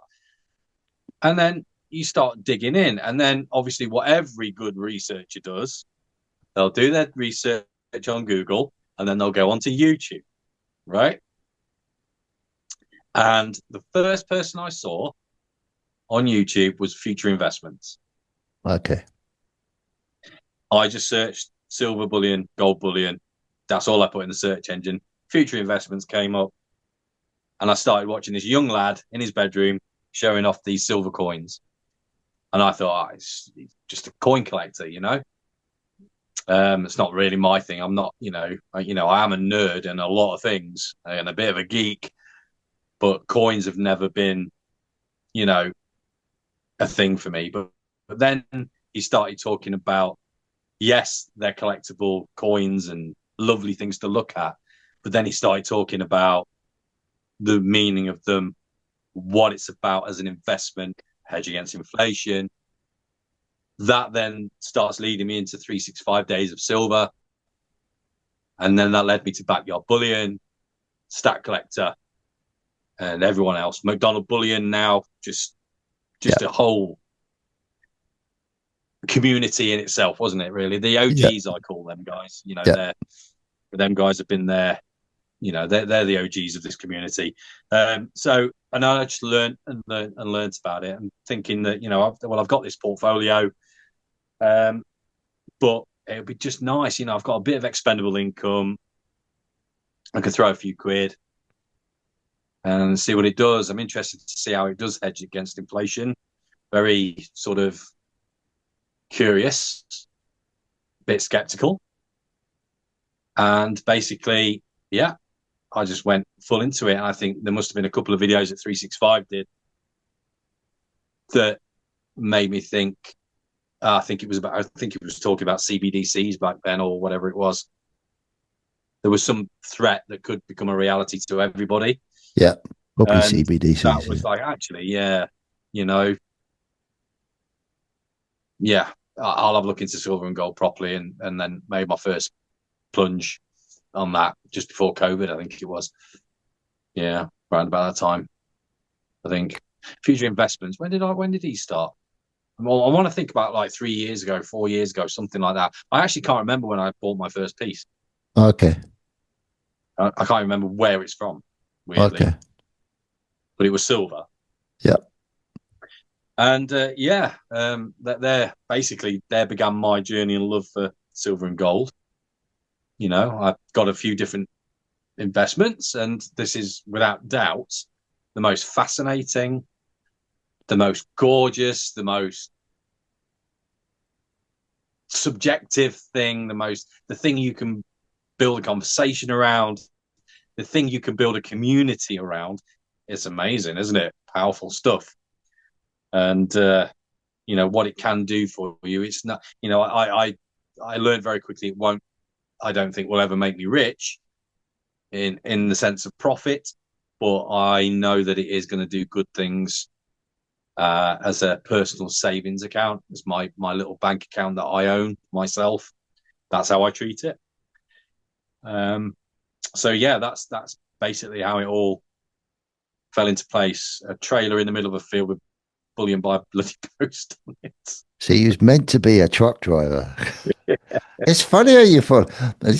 We was talking off air a minute ago, but it's funny when you follow someone's journey and you just see those little links of how that happened, how that happened, how that happened, and that happened. And it fascinates me, that does. It really does. So if it wasn't for you traveling around in a truck with probably your imaginative mind again, Yeah. um, The thing is, though, wouldn't have seen that. Andy, when you're traveling to and from places, especially if it's long distance, you can use that time to either sit there, listen to the radio, which I find is really bad for your mental health with the news and how the world's going. I really struggled with it. It made me, sad, not depressed, but just sad and disappointed with life and how this country was going. And it was just negative all the time. And listening to music, yes, you can, but you've got that time to learn something as well. There's so much you can do with that 3 hour, 4 hour drive from one place to the next. So I don't listen to the radio anymore. I will have YouTube on. I'm not watching it while I'm driving, but I'll be listening to it. Like I listen to your podcasts and CPM channel and everything else. It's wonderful, and I feel like I've got my mates in the cab with me at that That's point, it. and Yeah. talking about things I would be talking about, and Yeah. but there's so much you can learn, Yeah. 100%. you know, with I, that time. That time's precious, yeah, I think that a lot of that is overlooked nowadays. How social media has become like your mobile library of knowledge. I Yeah. mean, it's also a mobile library of terribleness too. Oh but yeah. but then your old school libraries had good stuff in and bad stuff in. It's down to you to pick it out and work out what you need to do on your journey, isn't it? Yeah. So you bought your first bit of silver. Yeah. What did that feel like? What was your Um, first? Can you remember your first impressions when you? yeah. Yeah. I get the exact same feeling every time I buy silver bullion now, and I still buy it quite a lot, as you know. Um, you're excited, aren't you? When you go on a website, you find a really good deal, you buy it, and you can't wait for that postie to turn up. It's just gorgeous. It's a great thing to look forward to. And you get home, there it is, the package that your missus has lovingly put to the side for you. When you walk through the door and you pick it up and you rip that bugger open. This is before you say hello to your missus, by the way, when you come home from work. You're ripping open this package, and there it is. And you look at it for what? 10 seconds? And then it ends up on the desk. You know, it's 10 seconds of sheer joy. And It is you've been wetting your knickers for 3 days looking forward to it through the post. so bizarre. I It, know.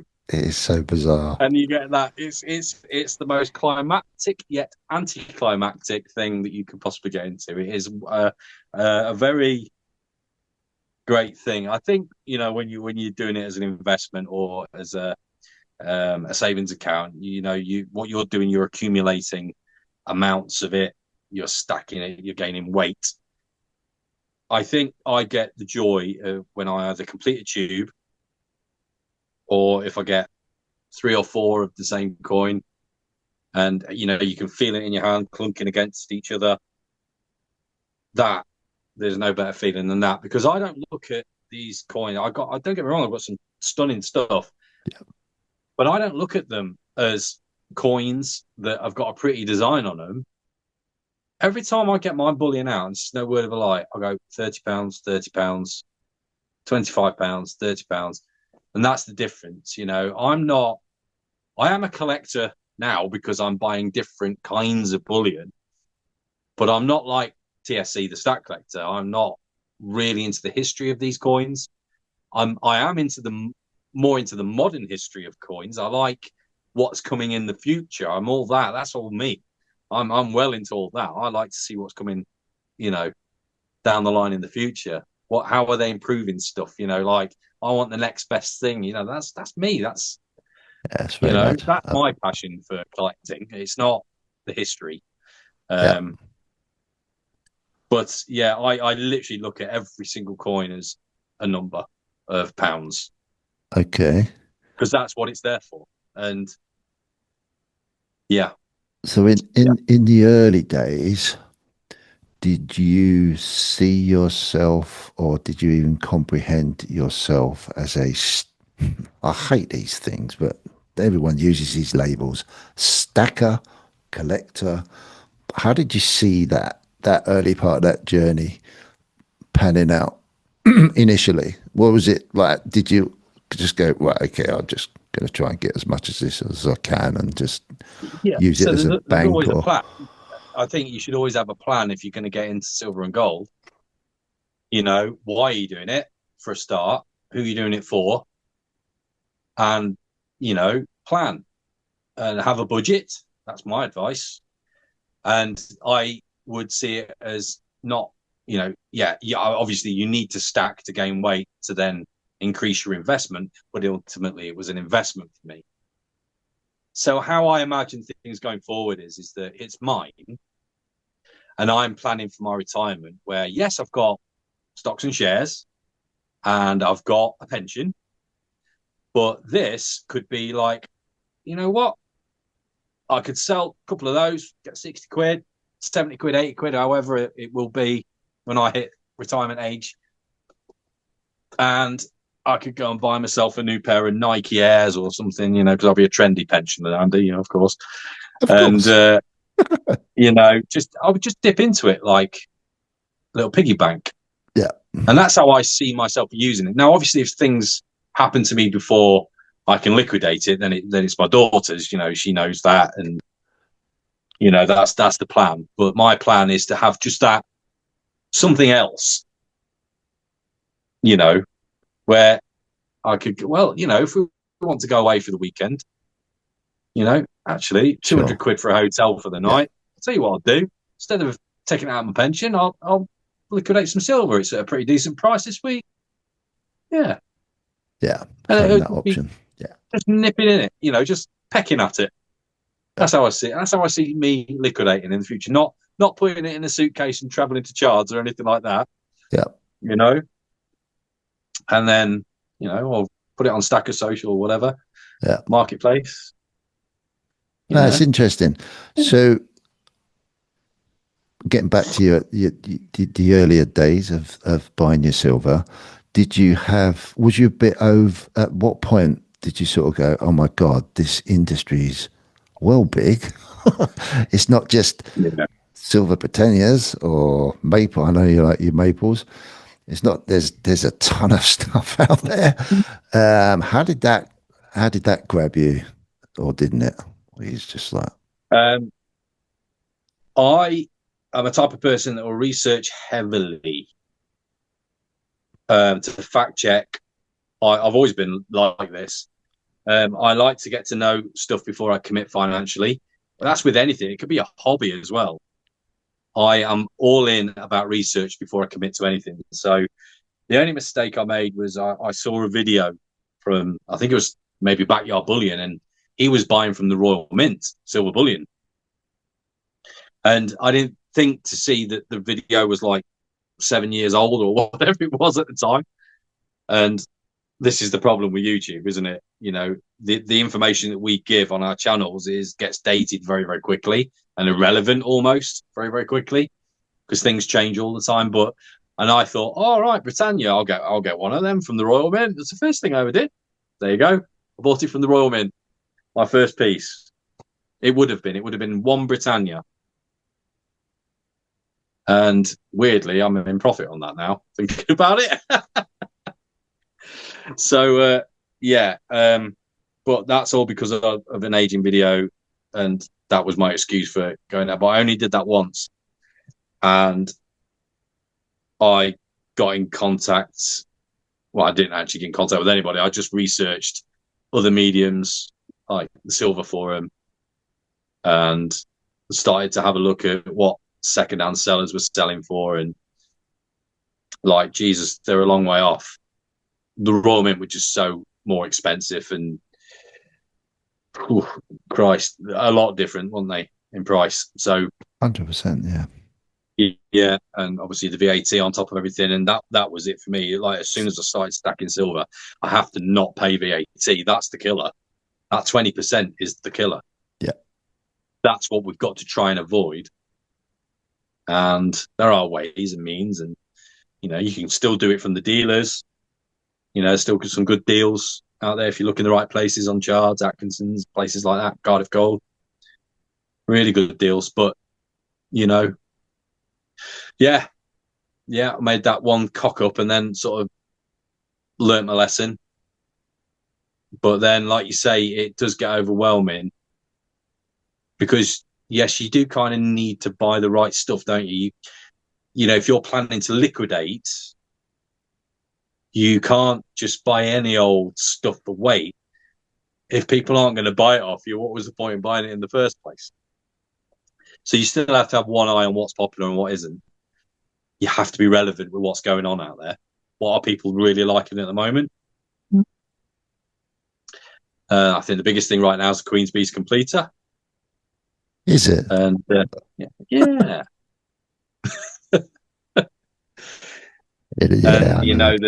and I'm not taking. I don't care about making a bet on it being a £60 coin in a year or a bar, whatever it is. I'm taking it that I could sell that whenever I bloody wanted to. Yeah. And get the same money back for it. Mm-hmm. That's all I care about is preserving that wealth. Yeah, I'm not 100%. here to flip or make a profit. If it does, great. Yeah. So I don't look at spot prices. I'm not interested. Yeah. That's fair enough. It's That's not fair about enough. that. Same with gold as well. But yeah. So there you go. You began your most efficient stacking journey ever. Yeah. So how was that just all you was interested in? Was you still watching videos? Did you have at this point any interest in what the community was doing? And we'll obviously come to the obvious in a little while. Or was it just side doing what I was doing, Yeah, the community then was those 4 big creators. Yeah. That was the community. There was no real foundation. Obviously, the Silver Forum they've got this, I hate to say, but it is quite a dated thing that they have. And, it's not easy to navigate around. And I'm quite tech savvy, and I find it a bit of a struggle sometimes to navigate that site. Being an old forum style web page, it's difficult. But there was nothing out there, was there? There was nothing. So the community, really, and the conversations that we were having were in the comments sections of the creators' YouTube channels. And thank God that 365 spotted it and thought, hang on a minute, these conversations are better served on a platform. I'm sure he probably thought of Facebook but he didn't. He thought of Telegram. Yeah. And thought, right, I'm going to set something up so everyone can have a chinwag about this. Because it was really difficult for him to keep replying to everyone on his YouTube channels, comment section. And, he's seeing what's going on in America with hundreds of creators that are showing precious metals and investing. And there was nothing here. And that was another reason I think he probably decided to go down the community route and think, hang on a minute, if they can do it, we can. I'm sure there's got to be British or European or, there's got to be people like me. I'm sure that's what he thought. And damn right, he was right, because I was there in the comment section and I was supporting him. I'm one of these people that never used to write comments on people's YouTube channels, but 365 would always create videos that I would comment on. And then we kind of struck up a mini kind of friendship through the YouTube comments. He could trust me that he would get a constructive feedback and he would get, support, you know. And I kind of I didn't get to know him at all. I got to know his channel and what he was doing. And he was so gracious to reply to me and every time I commented, he would reply to me. It's like something hit off between us that he felt compelled to reply. I never did not have a reply of him. And I think, and I knew then he was friends with the Stat Collector, because the Stat Collector was creating as well, doing his thing, growing slowly but surely. And then Future Investments was a friend of his as well. So there was them three really. And I was following all three, and you could see what was going on between them. They were all supporting each other. I thought, how bloody nice. This is a group of men that are supporting each other like that. This is not the United Kingdom that I know. What's going on here? Is this what precious metals does to people? It just, that camaraderie and that love and that respect and that urging each other to just do better, and just that, it's like a passion for life. It was amazing to witness and see, and I just had to be involved in that conversation,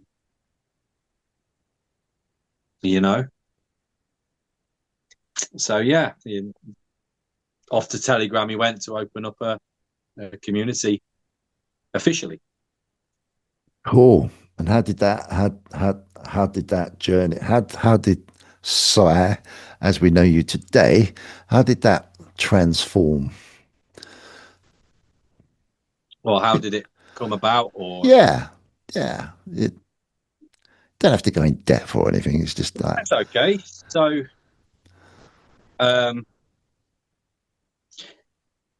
so 365 set up Telegram. He set up Stacker Social. He launched that 2023. I think it was the August of 2023. And I was literally one of the first people. Because and still to this day, when I see a notification on YouTube that 365's released a video, I'm straight on it. I still find him fascinating to watch. And I have never, he's probably the only, I'm subscribed to 1,000 YouTube channels, right?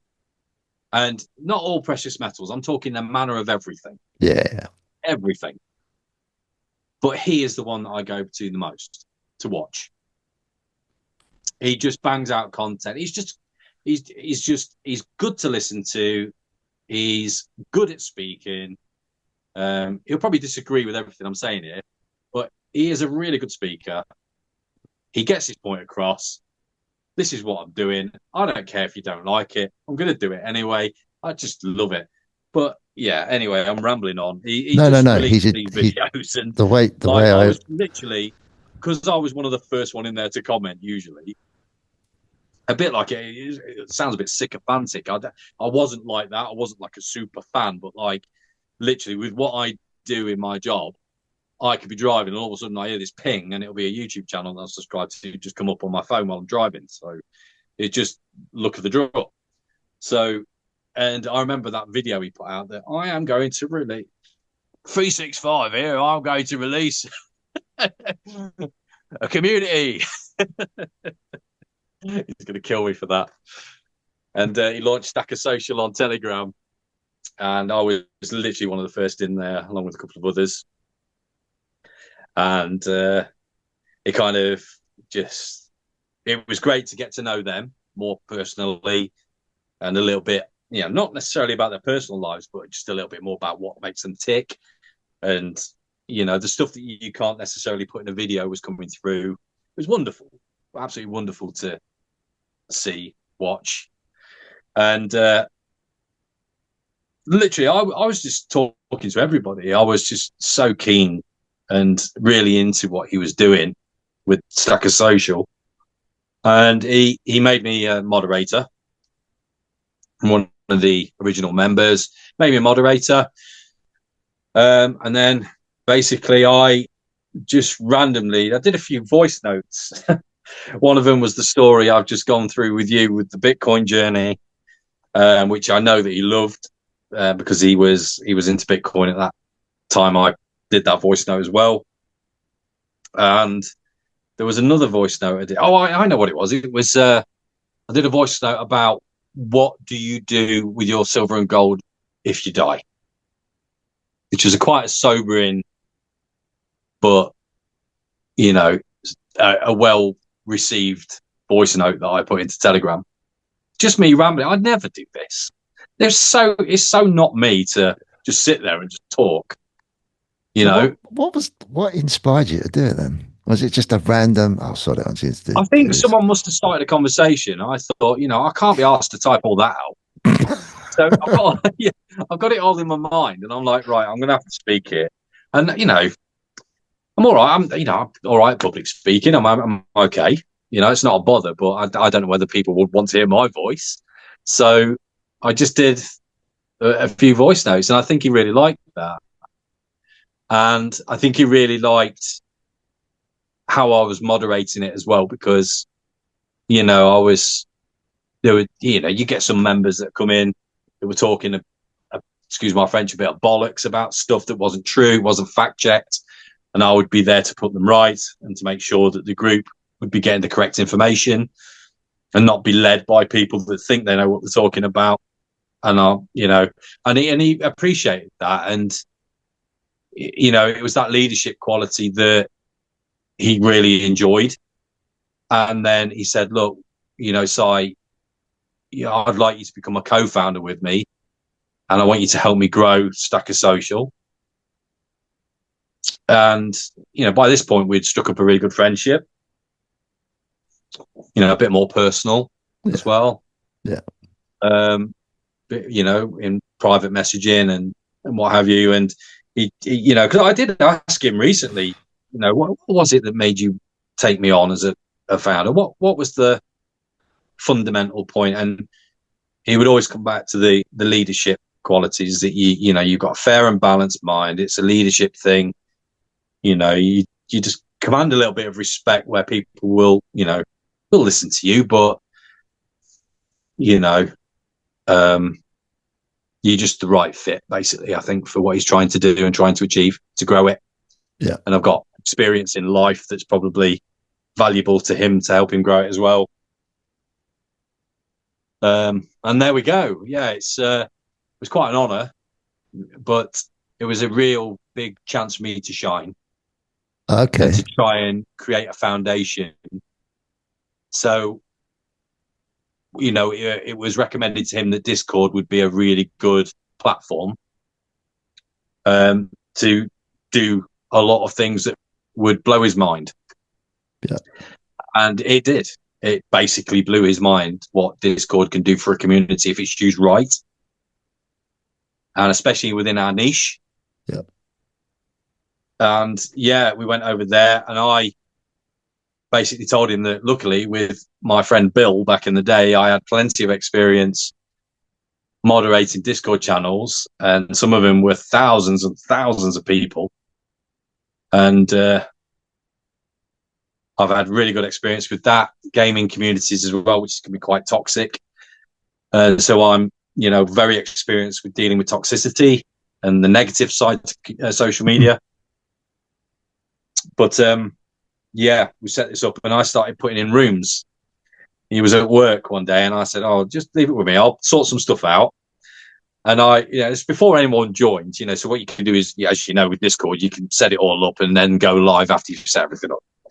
So I was putting in rooms, just banging in ideas. He came home from work, saw it, went, bloody hell, Si, that's amazing.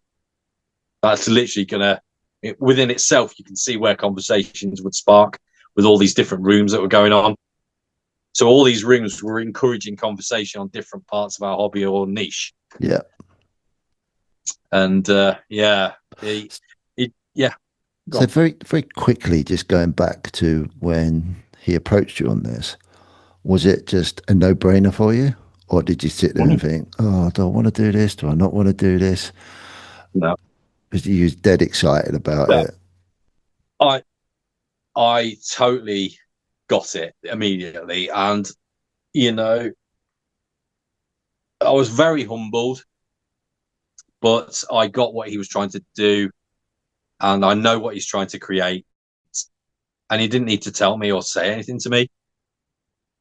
I knew what he was trying to do, and he'll probably tell you now if you speak to him that we're on the same wavelength. You know,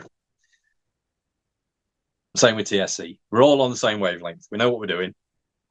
We know what the greater good is. We know where to take it. We know what we want from it in the future. We know what to do. And we think we know how to make people that are a part of it really happy about being there as well. You know?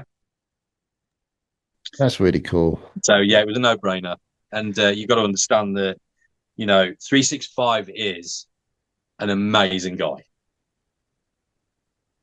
And I've never met a man like him in my life. Never. Same with TSC. Unbelievable guys. And we bring out the best in each other. It's incredible. Just all hit. Yeah. Just totally hit it off. That's Yeah. that's really cool. That's really cool to know and see that come across from you, really. Really cool. So yes, and the rest is history, really, isn't it? Yeah. Proud? Amazing. It's amazing.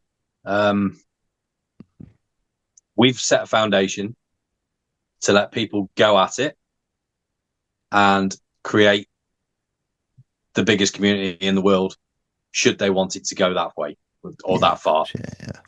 We will moderate the tone of it.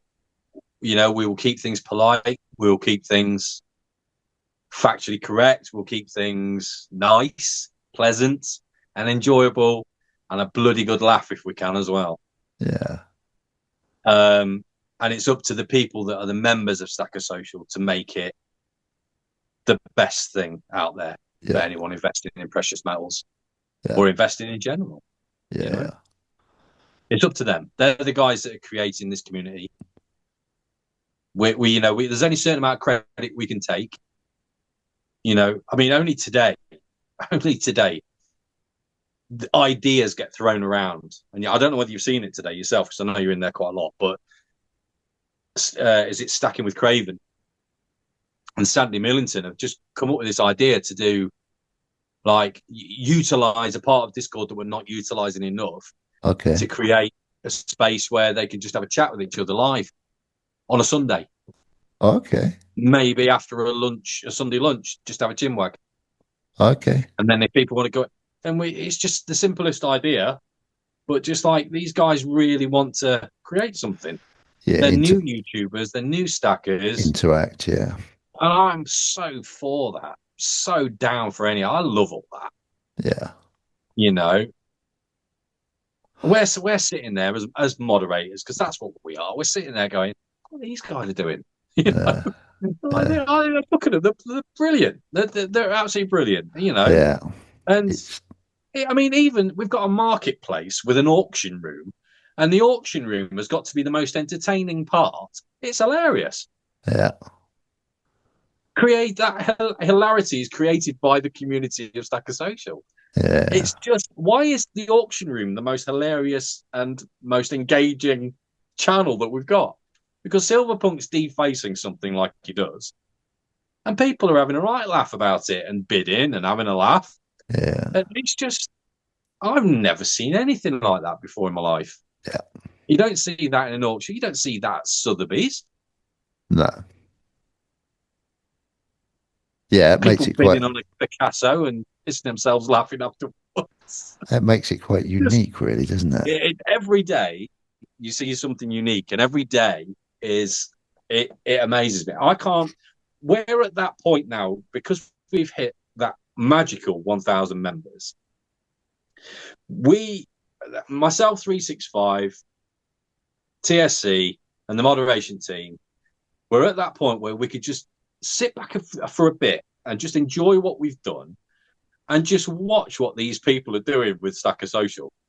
And it's amazing to sit back and just watch them create what they're creating at the moment. It's theirs. And they're just, they're literally just taking it as their own now and just running away with it. Within reason, we'll moderate it within reason, but the marketplace is healthy. Tens of thousands of pounds have been sold on their feedback system, and that's a very important thing that I must add to everything that I want from Stacker Social is this. Doing what we do with precious metals, it's so important to have that squeaky clean online reputation, right? Especially if you're planning to liquidate in the future. You cannot mess about, because if you do, the only place you're going to be able to liquidate your stuff is Chard's, Atkinson's, Cardiff Gold. That's it. Because no one's going to buy off you. And Stacker Social is providing a place where people can build an online reputation, maybe that through interaction, through feedback because they've sold a few bits or they've bought a few bits. It's really important to interact in these social communities, especially doing what we do in our niche. Build yourself a reputation. Oh, I know him. Yeah, he said that about that. Yeah, he's a good guy, he is. Yeah, I'll give him a punt. I'll buy a Britannia off him. You've got a platform there, people of Stacker Social. You've got a platform that's yours to use. And you've now got a free platform where you can liquidate your stacks. If you're in financial bother, get it all on Stacker Social. I can guarantee you it will sell. It'll all go. That's where we're at right now. It's amazing. Incredible what these guys are producing. Watching it grow from nothing to where it is today at the speed it's gone. Yeah, it's been fascinating. A really fascinating observation from my point of view, that's for sure. And obviously you've switched into very passionate mode, so I can tell I'm sorry instantly about that.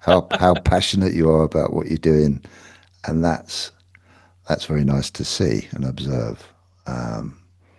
Yeah, it is. That's really cool to see. So really cool. Thank you, So mate. Yeah. I'm going to ask you a question. Yeah. Now, from everything you've told me, you've had quite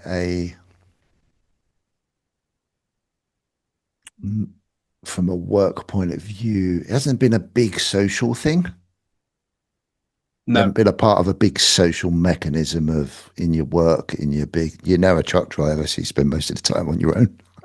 Yeah. other than how is that, as because it's a bit of a responsibility running a group. How is that working for you? And I know you've got a great group around you, but personally, how's that working dealing with now being sort of semi-responsible for sort of lots of people as it's growing bigger and bigger and bigger? How are you coping with that?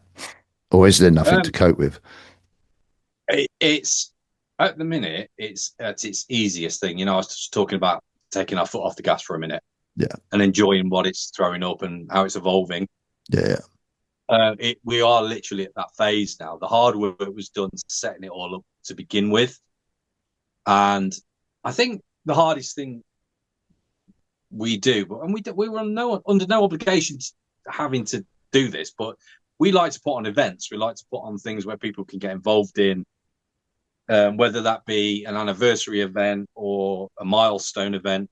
But there's a lot of plans that we want to use going forward, where it's a bit more than what we've just been doing.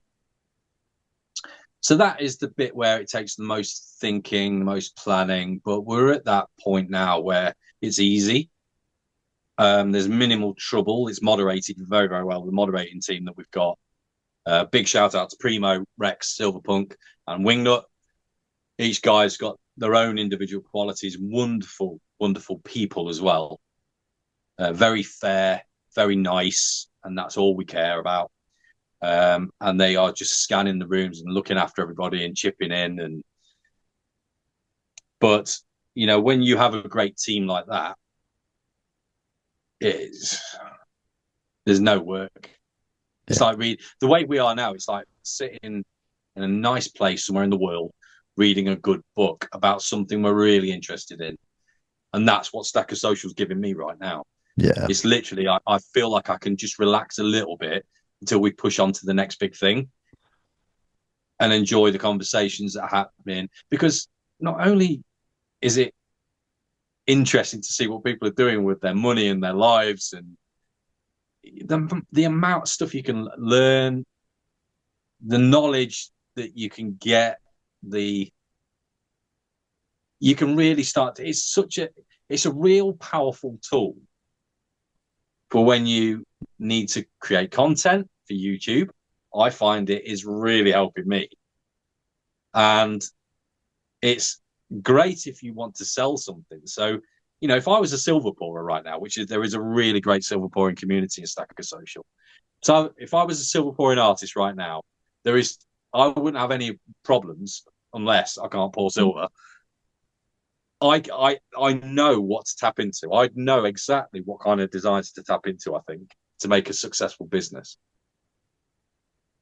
I'm making it sound so stupidly easy. It's not, because you still have to produce that piece of art. Of course. But what I'm saying is that Silverpunk, for example, he's tapping into community.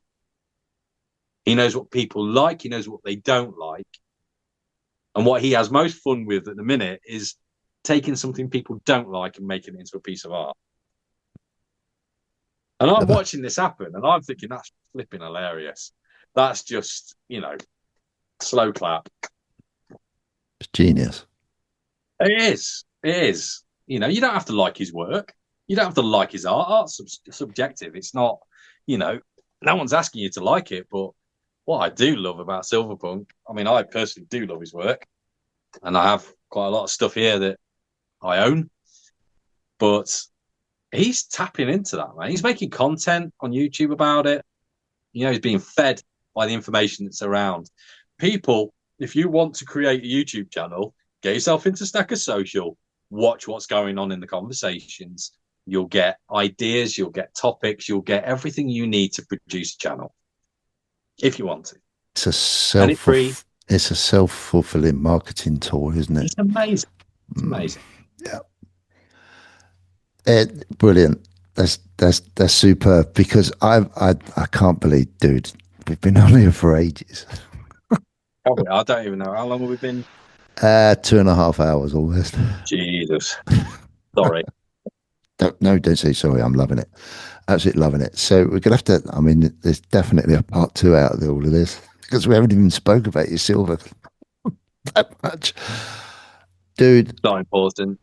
Oh, it is. Yeah, it is. Yeah, of course it is. Yeah, because that's where the passion starts. Community. I only own completers. That's it. Yeah, we all know that you own loads of completers. Dude, yeah, let's move on to, okay, what's the story behind the Side of Sandman YouTube channel? How did that come about?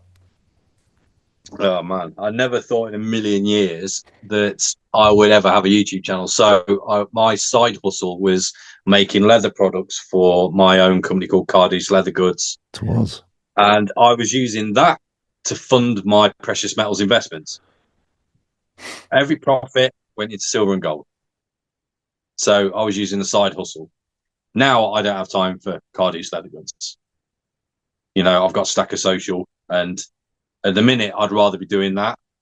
And then, I love making leather products, and I was good at it. And, there are a few commissions out there I need to do for the community when I get back into it. But yeah, I had to put that to one side. Now, the YouTube channel thing, I think from those voice notes I told you about in Telegram, the first person that commented was Future Investments. And he said to me in Telegram, he said, your voice just cuts through. There's something about your voice that's very likable. And he said, you would be amazing doing YouTube. And I took that as a beautiful comment and compliment. But I haven't got time for that, dude. I have got no time to make a YouTube channel. I've got nothing. Got my leather, doing 70 hours a week at work, doing the trucking. I've got to have some time for family at some point, But 365 then started relentlessly badgering me to make a channel. Oh dear. So, Cy the Soundman, by the way, if you didn't know, my brother-in-law is a musician and a successful one, and I used to be a sound engineer. So I used to do that on the odd weekend, and not full time or anything. It was just, I would do that, and they used to call me Side the Soundman. So it's kind of a thing that sort of stuck, and I quite liked it. Yeah, that was kind of a nickname and kind of a thing that just stuck. So there's nothing special about Side the Soundman apart from I used to be a sound engineer for brother-in-law, basically. Um, but yeah, I remember doing my first YouTube video. It was awful. It was so awful. It's on there. The intro was awful, and I remember there's a guy called Jordan who's a member of Stacker Social. He's still with us in Stacker Social, still active, still talks to us, and he was asking about some gold ducats that I bought, Austrian ducats. There it is. Oh no!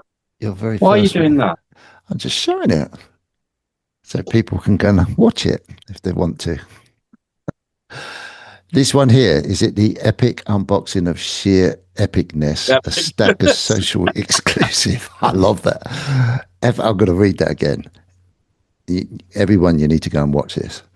Epic unboxing of sheer epicness, a Stacker Social exclusive. You know Love what's it. crazy? In that video, I say, don't get used to this because this is the only time and the last time you'll ever see me do a YouTube video. Because the thing is, you couldn't post a video of certain coins and stuff onto Telegram or whatever because the file size was too big. So the only way I could do it was upload it to a YouTube and share the link. Okay. So that's how it came about. But Okay. then 365 was obviously absolutely overjoyed that I'd done my first video. He thought, here we go, Si's on his YouTube journey now. And I'm like, get knotted. I've got no time. I've got absolutely no time. So I've had to sacrifice card use to do what I'm doing. I'm Yeah. okay about that. I'm okay. Yeah. But I do miss the creativity, and I do miss being able to, because it's quite a zen like hobby, leather crafting. It takes you to a very calm place. You can put the radio on, and it's one of those, it's almost ASMR like with everything, all the tools that you use, and it's just wonderful. Very therapeutic hobby if you get it right and you're comfortable in doing it. Yeah. I mean, you are using sharp objects, but yeah. Yeah, so I'm just basically, I just really started to bloody love talking shit on YouTube. But, people seem to be liking it. And, like I've always done, I've always had Stacker Social in the back of my mind on every single video I've made. I feel like, and this is what really helps me produce my videos, I feel like I'm talking to those guys in Stacker Social every time I get behind a camera. Comes across that way. My plan is to grow Stacker Social through my channel. I don't want Stacker Social to help grow my channel. You see? It kind of naturally is, isn't it? Yeah. It's don't get me wrong. I mean, I've got a lot of subscribers that are on the back of Stacker Social and its success. I'm not blind to that. I know that. I've had a bit of a head start on a lot of other creators. I'm very fortunate, but only time will tell if people actually do like what I'm doing. We shall see. I do. I'm a great fan. I'm a great fan. I love it. I like it as well. I have the best time. Yeah. Honestly, it is so good. That I get excited when I plop my, because I use a phone. I plop it down on my desk and I arrange all my desk to make it look like a steampunk kind of office, kind of a, dark academia kind of a thing that I really like the aesthetic of. That's my preference on, aesthetics. And yeah, I hope that my passion and what I love is coming across, not just in precious metals, and Stacker Social, but everything that you see in my backdrop means something to me. Everything. It's either been bought from somewhere special, or it's been bought for me by someone special, or I've bought it for myself to improve me. or everything's everything, and it's full of bric-a-brac, Yeah. and it's every single piece has a meaning to it. It. You know. Obviously I've told you a lot about what I think about your channel. Yeah, you're So very kind as so well. I really appreciate your support. I'm pretty honest as well. Yeah, It isn't any bullshit, that's for sure. It is one of my go-to. Do you know what you said about that ping with 365? yeah, That with you? Well, yours, that is mine. That's like yeah. when, oh God, yeah. Yeah, well, you know Oh, that. wow. You know Oh, that I didn't because know. Not to that. I know you like my channel, but anyone could say that. But now no, you've just it's said that, I believe you. no, it's just truly, it's just the pleasurable 10, 15 minutes of eye candy that I can just, yeah, it's cool. Oh, that's really nice. It's just really cool, you know. It's it, yeah. And I'm not. A lot of people might have probably sitting there. Oh, you say that because he's on your channel. Well, that me and Si know anyway. But no, I genuinely mean that. And anyone that knows me knows I don't bullshit anyway. So, but yeah, Right. it is really cool. And and again, you know, it sets a really cool to precedent to anybody that can or wants to grow a channel in a certain way. And I think you know you brought that out big time. But it does, it's super cool, mate. It really is. It Thank really you. is.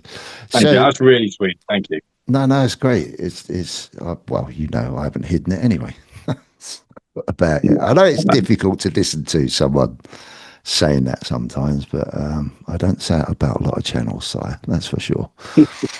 no, well, I really appreciate that. And I don't put massive amounts of effort into it, weirdly. Um, it's quite a natural thing for me to present. Um, I don't know why. I don't know why. I have done online radio in the past, but Yeah, you I said, don't know yeah. where even that came from. I don't know. I am a confident person when it comes to speaking to strangers. I think that's probably it. With past career, maybe I don't know. But the YouTube, the content comes very, very easy. The only ones I really struggled with are the factual ones, like the real serious ones. Like, although I never really do a fully serious video. Um, so I was talking about capital gains tax, and I had Yeah. to really be careful on how I produce that video, especially with the title saying how you can avoid paying tax, which is never, that could go one way or the other, can't it? Really. Yeah. Um, And the other one, I can't remember what the other one was now. You're probably able to enlighten me. There was capital gains tax, and then there was, I can't remember what the other one was. Oh, Uh, saving money in 2025. That was it. And I said that you could use as an alternative, you can use silver to save money in 2025. And that one was the hardest one I've made yet. yeah. That The was one literally, I sat down and wrote with my posh fountain pen and ink. I sat there like Charles Dickens with the candle on. I can imagine that actually, to be And I fair. just wrote a script. I literally read that script. And I've never Okay. done that on YouTube. But that's the only video I think I've not ad-libbed. Okay. That is so the saving money in 2025 video is the only video I've done the scripted to Okay. the point where I could have done with an auto cue, to be honest. Right, okay. Yeah. So what do you prefer to do, sire? Serious stuff or just chilling out, playing around? I like entertaining, Yeah. I think. You know, I'm not, I am a Leo, but I don't really feel entirely comfortable with being the center of attention. That's not me. I think he probably used to be me. I probably did used to be that guy. But I just want people to come to my channel and to have a really good time and a bit of a laugh, because that's me. That's my personality. I like a laugh, you know. Talking about money is quite serious, but there can Yeah. also be a bit of light, that can be brought to that serious conversation. Yeah. And I try and mix the seriousness with like fumbling around, messing around, goofing around, dropping stuff. I leave my outtakes in nowadays, just like everything's one take usually. That's it. No editing really, apart from the intro and the outro. That's it. And the plans I've got, if I can get these plans to work for a future video, especially, I have got this, and then I think it's going to be one of the greatest. If I can get it to work, and this is big, big words, it'll be one of the greatest bullion-related videos I think there's ever been. Really? I am that confident. If I can get it to work, but I might need a bit of help Okay. with editing. Yeah. Okay. But it won't be what you're thinking. It will be Uh, completely out there Dude, I don't know as what to to, what podcast would suggest. you've got me thinking about whatever. I don't know what to think out of that. No I one will just, be able to, I might have to get in touch with Primo, see if he'll actually help me. I might have to throw him some ounces of silver to help me produce it, because I've got this idea that it'll be either really cringe or it'll be comedy gold and relevant to what we're all doing in the precious metal community. I've had this idea, but it'll take a lot to record it and do it and produce it. But it'll be hilarious and really good fun, yeah. Big shout that, wasn't it? I really put myself into you shouldn't have told me that for sure. this could be the greatest bullion related video ever. Can't believe I've just said that. Oh no. Can you edit that out? No, You bastard. definitely not. That will get, actually, I might cut that and put that at the beginning of a yeah, I will actually, to be fair. Yeah. I'm just going to write a little note. Cut, About what? What are you the, writing? What exactly are you writing right now? cut out part, the greatest Dickhead that you ever had. YouTube video Oh, ever made. Oh, dude. That, wow. That's going to get some serious editing, that bit. I've got that's dream stuff to use. That is absolutely what for dream. bribery? Yeah, Yeah, yeah. no. Oh, wonderful stuff. So yeah, it sounds like you've got some exciting plans going ahead for the channel then. Well, yeah, it's just a video idea. I mean, I just carry on doing what I'm doing. People seem to be embracing it, and I'm so like unbelievably humbled. And I think I just this week I hit like 1,300 subscribers on YouTube, and that's mental to me. It is. That's a lot of people. That's I don't care what anyone says. There's no YouTube play button at 100 grand and all that. I get it, but Yeah. For such a we're in the niche of niches, aren't we? And what we do with precious metals, this Yeah. is a real. People have to really search for us to find us. Yes, but you do one thing extremely brilliantly, and that's your presentation detail. Even to it's inspiring me to do better, which is really cool. Even the presentation of detail in your thumbnails is Thumbnails, yeah. oh yeah, but it's oh, how do I put it? No, I'm going to put it the way I see it. It's not corny. It's not what I call, in a nice way, too.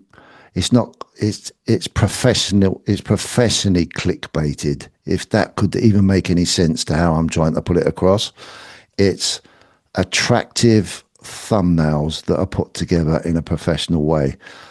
It seems, which is Thank you. very refreshing than some of the stuff. This is personal, and it's not against anybody. That where you see this and that words across the thumbnail, Yeah. it it's eye candy. So if you're flicking, and I know we're in a social media world where everything's just flick, flick, flick, flick, flick, flick, flick, stands out, dude. And you can tell Thank you. because I'm no expert at this, and I do a terrible job of it because I can't be bothered half the time. But you can tell because you get a ton more views and subscribers, which is completely the opposite to what you normally see. Normally, you see a lot of subscribers, but not a lot of views. That tells me everything. Tells me everything about what you're doing. It's genius, dude. It's clever. It's great. Love Thank it, you. and very inspiring. Very I inspiring. think what you've got to, I'm very inexperienced with YouTube. It's not my, thing. But I was telling you earlier about I had that 3 or 4 hours to learn new things, and an amazing abundance of information out there and fact checked information. How you can look at how the algorithm works on YouTube and how thumbnails work, and you know you can only do so much because you've still got to make a video interesting for people to watch. You can get people to click, but will they stay and watch your video? That's the important thing. And it's about, for me, what I've kind of taken from learning what I've learned about YouTube is that what you've got to try and do is to build a brand. And like what I've done with steampunk aesthetic and the almost Jules Verne desk and that Victorian steampunk, and it's that kind of branding because that's what I love. And the only thing that's missing on the thumbnails is really to get that into the thumbnail somehow.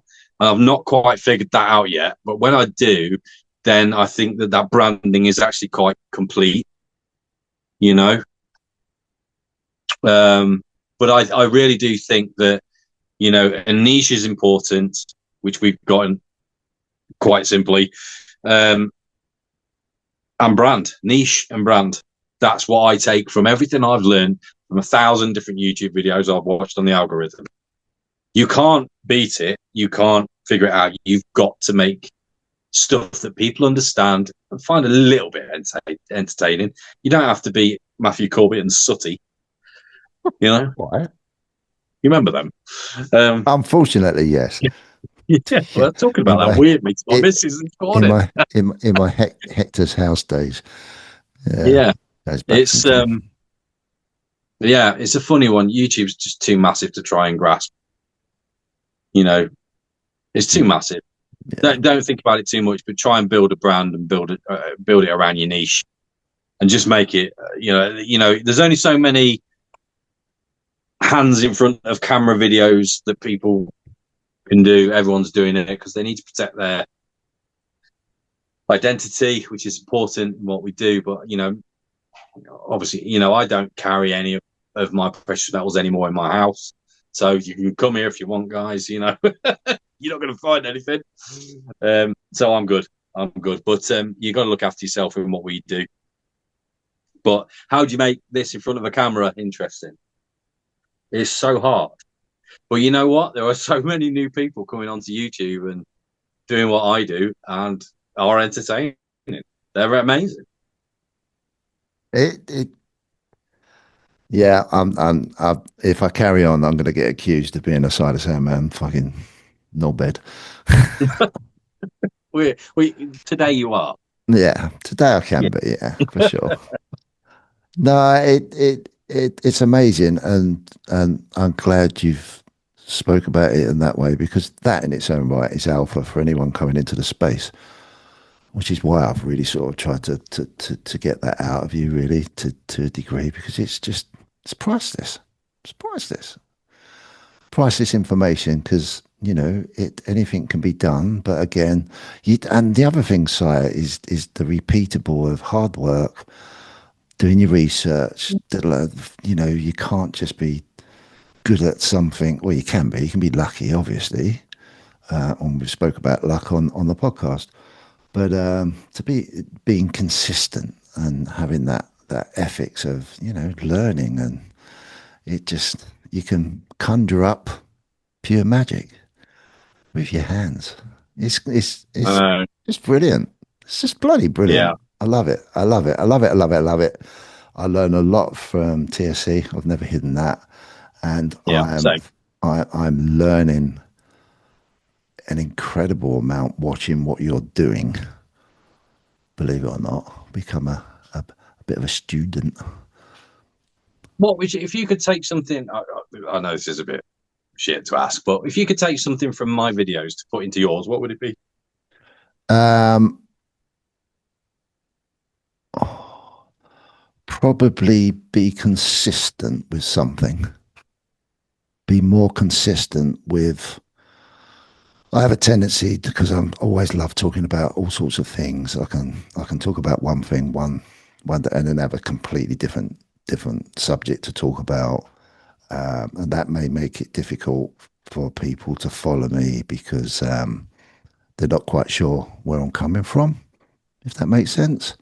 Yeah. So, so consistency is one, and I think what I've started to do more of is put more time into thinking about being more creative consistently as well. Because I think consistency more than anything, sire.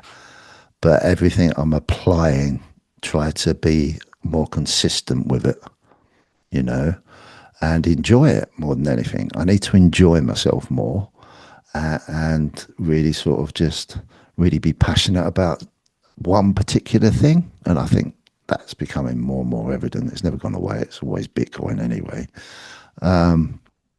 And make that a core basis of what I'm trying to achieve, you know, through what I'm trying to do. But do it in a consistent way with some entertainment and some using technology to make it entertaining, you know. So yeah, that's what I take from it, dude. And Well, your teeth, people will always be interested in you. That you know, there's yeah, always this fascination. The biggest TV shows in the world were based around reality TV. yeah, People in natural environments speaking what's on their mind at that specific moment. yeah, And I think, that's why you've done so well with the What podcast and, well, and CPM, to be fair, because, you're not far behind with that either.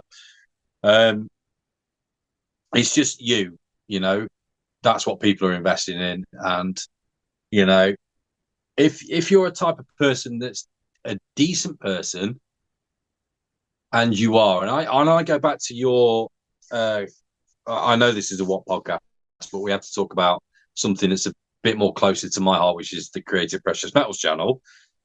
You on every intro to your videos, you go around your desk, all right, yeah, right? And you spend God knows how long yeah, mentioning everybody that has given their time and generosity to send you something to put in your backdrop.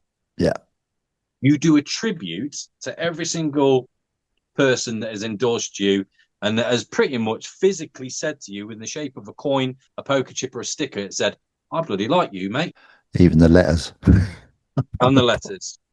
It, what a fantastic thing. And the thing is, you support people, and this community is so supportive, unbelievably supportive, which is why we all love what we do.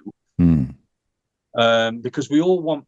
We saw this in Berlin, and you've got to admit this as well. Yeah, I was going to bring When we Berlin were up in Berlin in actually. Yeah, January, you could literally look in someone's eye, and you could see what this community meant to people. yeah, yeah. If you It could was capture powerful. that, Yeah, right? You could capture that heartfelt, that it was literally like, that is really emotional yeah, and really special that you think that about Stack Social, about the community. If you could capture that and put that into a video, it would be that would be the greatest bullion related video ever made. And it's about people. If people engage with you, you're going to do all right. It doesn't matter what you're showcasing or what you're doing with your ads. yeah. It's true. But good people always do well, especially in social media. And that could be Facebook. It could just be anything. But YouTube, if you can get that and get it on a video, Yeah, you're going to do all right. You're going to be yeah, okay. And, we've got these new guys that have sprung out of nowhere. And I know yeah, that you're following them as well. You've got like Sandy Millington and yeah, Danny. yeah, You've got Saki McCraven. These two guys, if they play it right, you know, then I'm irrelevant, and so are you, because these guys are just going to fly. But Yeah. they've got to, they've got to learn their craft first. It takes time. They've got to be patient, and good things will come to those guys. They're just so great to watch. Villainous Bounty, I don't even know whether he likes making videos, but I love that guy. Oh yeah. Absolutely love him. Yeah. I think we like the same people in this Yeah, community. I yeah, think, yeah, definitely. Yeah. they mean something to us, don't they? They've got that extra special something about them, haven't they? Yeah. You know, that makes me happy. And it makes Yeah. you happy. I know that. Um, but I love that we are now starting to take on the Americans. We do love you, America, by the way. And, we are getting there now. We're seriously catching up and becoming one of the biggest, if not, we will be the biggest stacking community in the world. I have no doubt. Absolutely no doubt. There's no reason why it shouldn't. Long as we Because don't, the people are great. long as we don't fuck it up. Excuse my language. I had to That squeeze won't one happen swear under word my in it. watch, I can absolutely assure you. You can have my word on that. Yeah, that's right. Um, dude, that's coming up to 3 hours now. I've really enjoyed this. I've got two last questions for you. Yeah. What's your most memorable memory since starting stacking silver and gold and collecting it? My precious was that most precious memory Your from most stacking silver and memorable gold. memory since stacking. Okay, so What not stands stacking out? social related. No, no, just for you since stacking. My God. Yeah. Okay, so obviously it's a material thing. So most memorable thing. I can't see past like meeting the people and getting involved with Stacker Social. I'm trying to think of like something tangible that's in my hand. Just talk your truth. Oh, the most precious thing that's come from all of this. It's not the metal, Andy. It's not. That's fine. It's nothing. It's nothing to do with the metal. That's fine. I have favorite pieces, but I don't want to bore people with that. Everyone can watch YouTube videos for that. The community is just, you know, they're a great people. They're just great people to be around. I can't speak enough. I know I've just spoken loads about them, but I honestly, just being that someone to guide people through with Stacker Social and to advise and help. I think to be up there, to be considered to be sort of up there. I know it sounds so bad. I don't know how to put this without sounding like an egotistical twat. Um, with an ego, with a huge ego,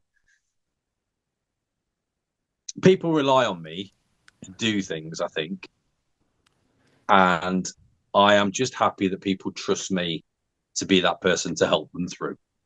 That's all I'll say on that. Okay. It's a true honor, and it's something that I can't afford to mess up, and it's something that I will always remember and take with me to the day I die. So that's cool.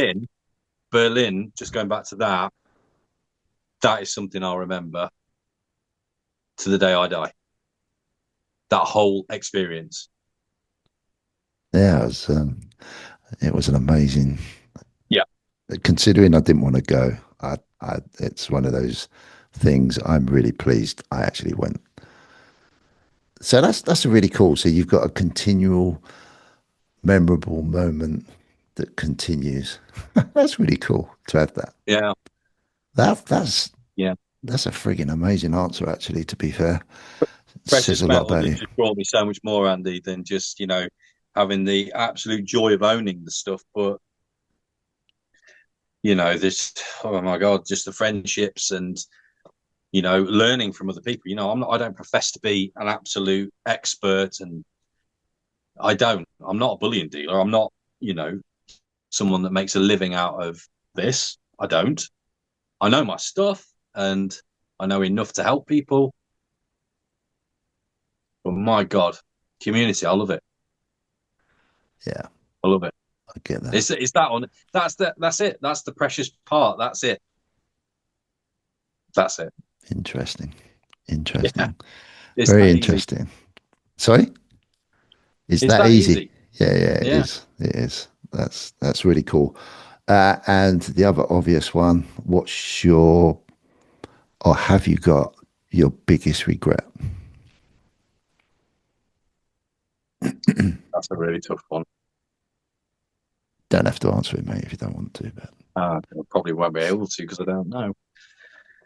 I haven't got any at the moment. I don't think. have If you we're ever had talking any about like, what the hell did I do that for? Moments. no, That's wicked.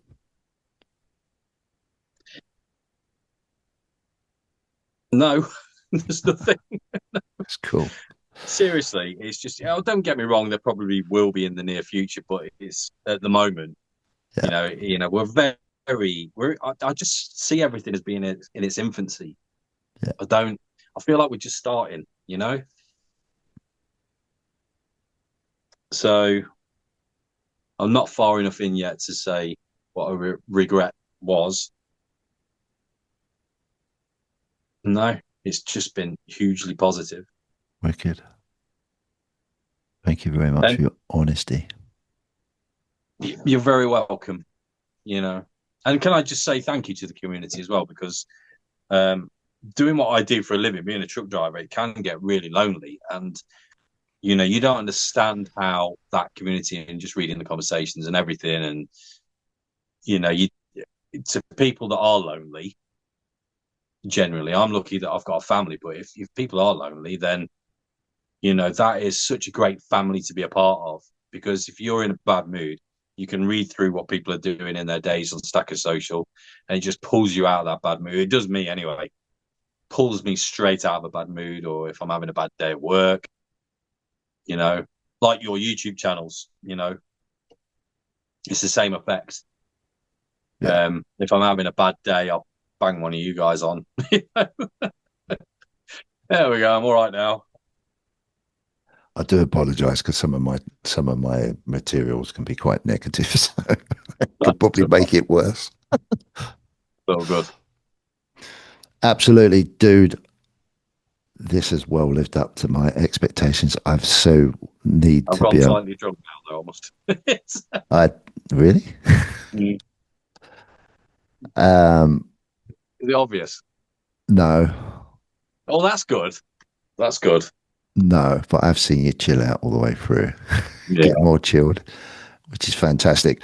Dude, this has lived out to be exactly how I thought it would be.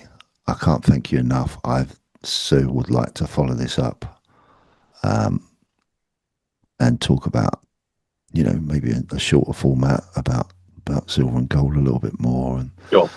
Yeah. which I think could be really healthy, just to talk about your stack and what you think of it and get that Mhm. personal side of it come out because we've really just learnt about you. I know. It, yeah, I can't thank you enough. I really appreciate it.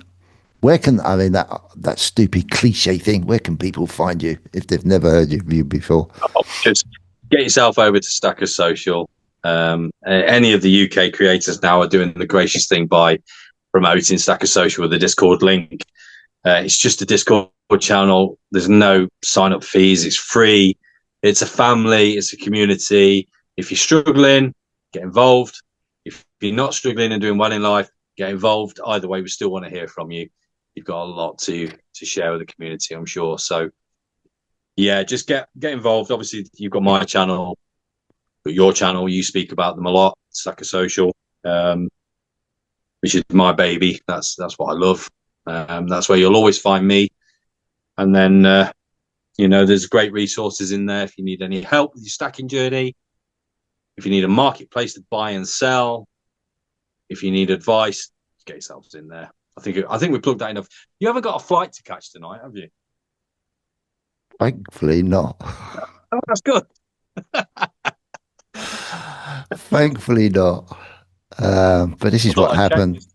The reason why Si said that is this is what happened on the day I was coming home, wasn't it, from Berlin? Yeah. And I was sitting outside having a puff on my old vape, and Si turned up. We'd just been out for a walk, and we ended up having a coffee and another coffee and a chat. And before I knew it, I was thinking, "Oh my God!" Just hours went by, didn't it?